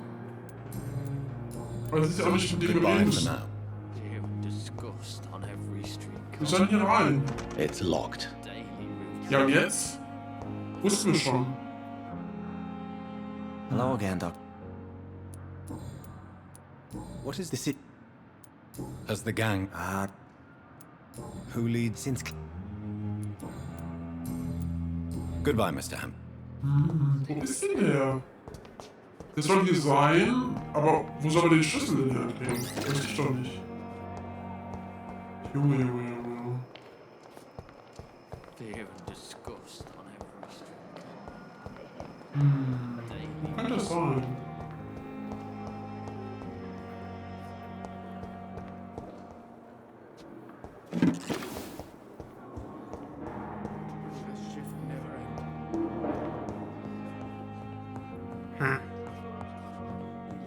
Bist du schon? Ja. Das ist so, oder? What a blundering idiot. Oder? Good evening, Doctor. I believe we're going to... Ah, nee, ist neu. Dr. Swansea informed us. I am... Okay, Theodore. What do you think of Dr. Ackroyd's aversion to modern medical methods? It's a shame he's so narrow-minded. Dr. Swansea taught me that science is about exploring... With the influence... I believe that if Dr. Ackroyd had been the one... So you believe... Dr... Okay. Please, could you tell me something? I'm a great admirer of your work concerning blood transfusion, Dr. Reid. I run my own experiments. I'm convinced it's the future. Schon wieder so ein Anhänger. I based my... I'd rather not talk about it. For now, it's just theories and first approach. As long as you're cautious and methodical. You're not the first one to warn me. But I... What made you choose... I'm not ashamed to admit you and your work have inspired me. I am honored to have the opportunity to... Ja gut, Schmeicheleien bringen nichts, praktische Arbeit ist auslaugend. Chef, ja. It's always... This epidemic... Wie sind wir denn? What can you tell... Well, it is... Boah. Goodbye, Wiedersehen. Dr. Ja, der wird singen wie ein Vogel. Was ist hier? I'm quite busy right now. Okay, was bist du? Backward, Tell me, Waverley, what do you think of Dr. Strickland is playing with his patients' lives for pride and glory. Now that, sir, is unethical. Are you thinking about something in particular? Harvey Fiddick needs delicate surgery. I believe we should stick to the usual procedure, but my young colleague obviously disagrees. Beeinträchtigung ihrer Rivalität, ihr Urteilsvermögen. And are you not a... Rivalry? I guess you could call it that. Weshalb wollen Sie den Eingriff vornehmen? Why do you... I strongly believe that Mr. Fiddick should not be butchered to test an unproven procedure. Sie werden für jede Folge gerade stehen. If you are going to lead this surgery, I'm I'm not the kind of man who runs away from his Das glaube ich Ihnen. Ja, Thank machen you Sie for mal. your... Dann machen Sie mal, ja. Was ist mit Ihnen? Good evening, sir. I don't know if a third opinion is needed. I see. I'm Harvey. Persönliche Fragen? Erzählen Sie mir was von sich. Tell me about yourself. I'm just a regular guy waiting to get his arm fixed. So I was more curious about what you were doing before being... I'm a carpenter. And Tell me about the doctors who are... Strickland and Aykroyd. They both want the best for me, but there's a lot of pride there. Doctors are no different from carpenters, it seems. What do you mean? I often had professional arguments with rivals on a building site. Difference is I disagree about wooden nails, not flesh and bones. Sehr schwierig. So Leute, wir müssen auch langsam zum Ende des Streams kommen. So cool das auch ist. Goodbye for now, Mr. Fitting. Oder interessant. I'll see you later. Okay. Keine Ahnung, wieso wir da jetzt nicht reinkommen können. Da war doch... Thelma Howcroft said she was being watched by vampire hunters. Where are they hiding? I should investigate.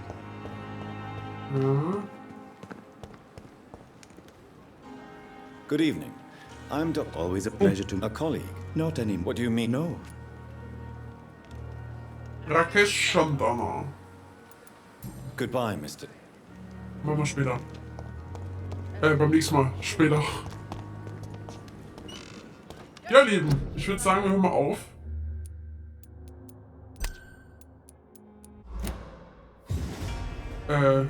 Es war mir ein innerliches Blumenpflücken mit euch. Zurück.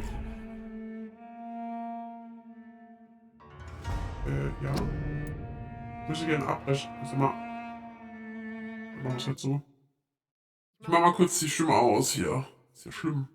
So, hallo?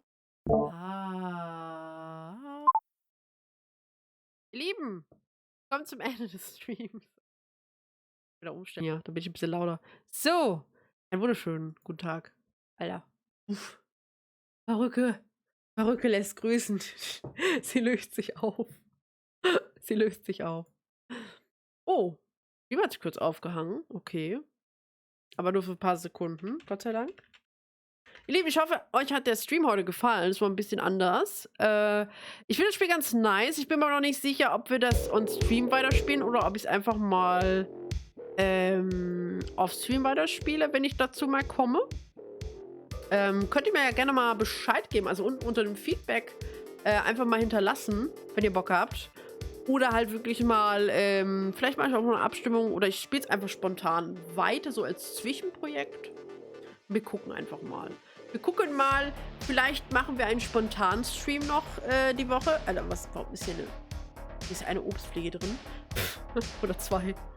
Ich dachte gerade so, was fliegt da von meinem Monitor? Ihr Lieben, ich danke euch. Es wird am Mittwoch oder am Freitag noch einen spontanen Stream geben. So bin ich mir nicht sicher. Also morgen gibt es keinen Stream, safe. Am Mittwoch, ich muss gerade überlegen. Ne, Mittwoch geht auch nicht, weil Mittwoch habe ich Spätschicht. Morgen bin ich verplant. Am Donnerstag. Donnerstag könnte vielleicht funktionieren. Donnerstagabend. Aber ich denke mal eher, es wird Freitagabend werden. Freitagabend. Weil ich tatsächlich das erste Wochenende frei habe. Erste Wochenende, wo ich frei habe. Drückt mir bitte die Daumen, dass keiner krank wird. Das ist das erste Wochenende. Dieses Wochenende ist das erste Wochenende, wo ich frei habe und ich nicht Samstag Spätschicht arbeiten muss. Das ist insane. Das ist insane. Ja, Sonntag weiß ich noch nicht, ob wir streamen. Samstag streamen wir auf jeden Fall. Und ich denke Freitagabend eventuell auch. Wird geil, auf jeden Fall, ihr Lieben. Ich wünsche euch erstmal einen wunderschönen Abend. Vielen Dank nochmal für die ganze Unterstützung. Vielen Dank fürs Hallo sagen, fürs Lurken, fürs Dabeisein, ihr Lieben. Ich hoffe, euch hat es, wie gesagt, gefallen. Ist mal was anderes. Ich finde das Spiel sehr interessant, aber irgendwie total creepy. Ich weiß nicht wieso. Es ist einfach so, nicht wegen dem Thema, aber irgendwie ist es so, weiß ich nicht. Ihr Lieben, wir gucken mal, wen wir noch raiden können, meine Damen und Herren. Mal Musik an hier. Komm, dann gehen wir heute auch nochmal zum Taurus. Komm, gehen wir heute auch nochmal rüber hier.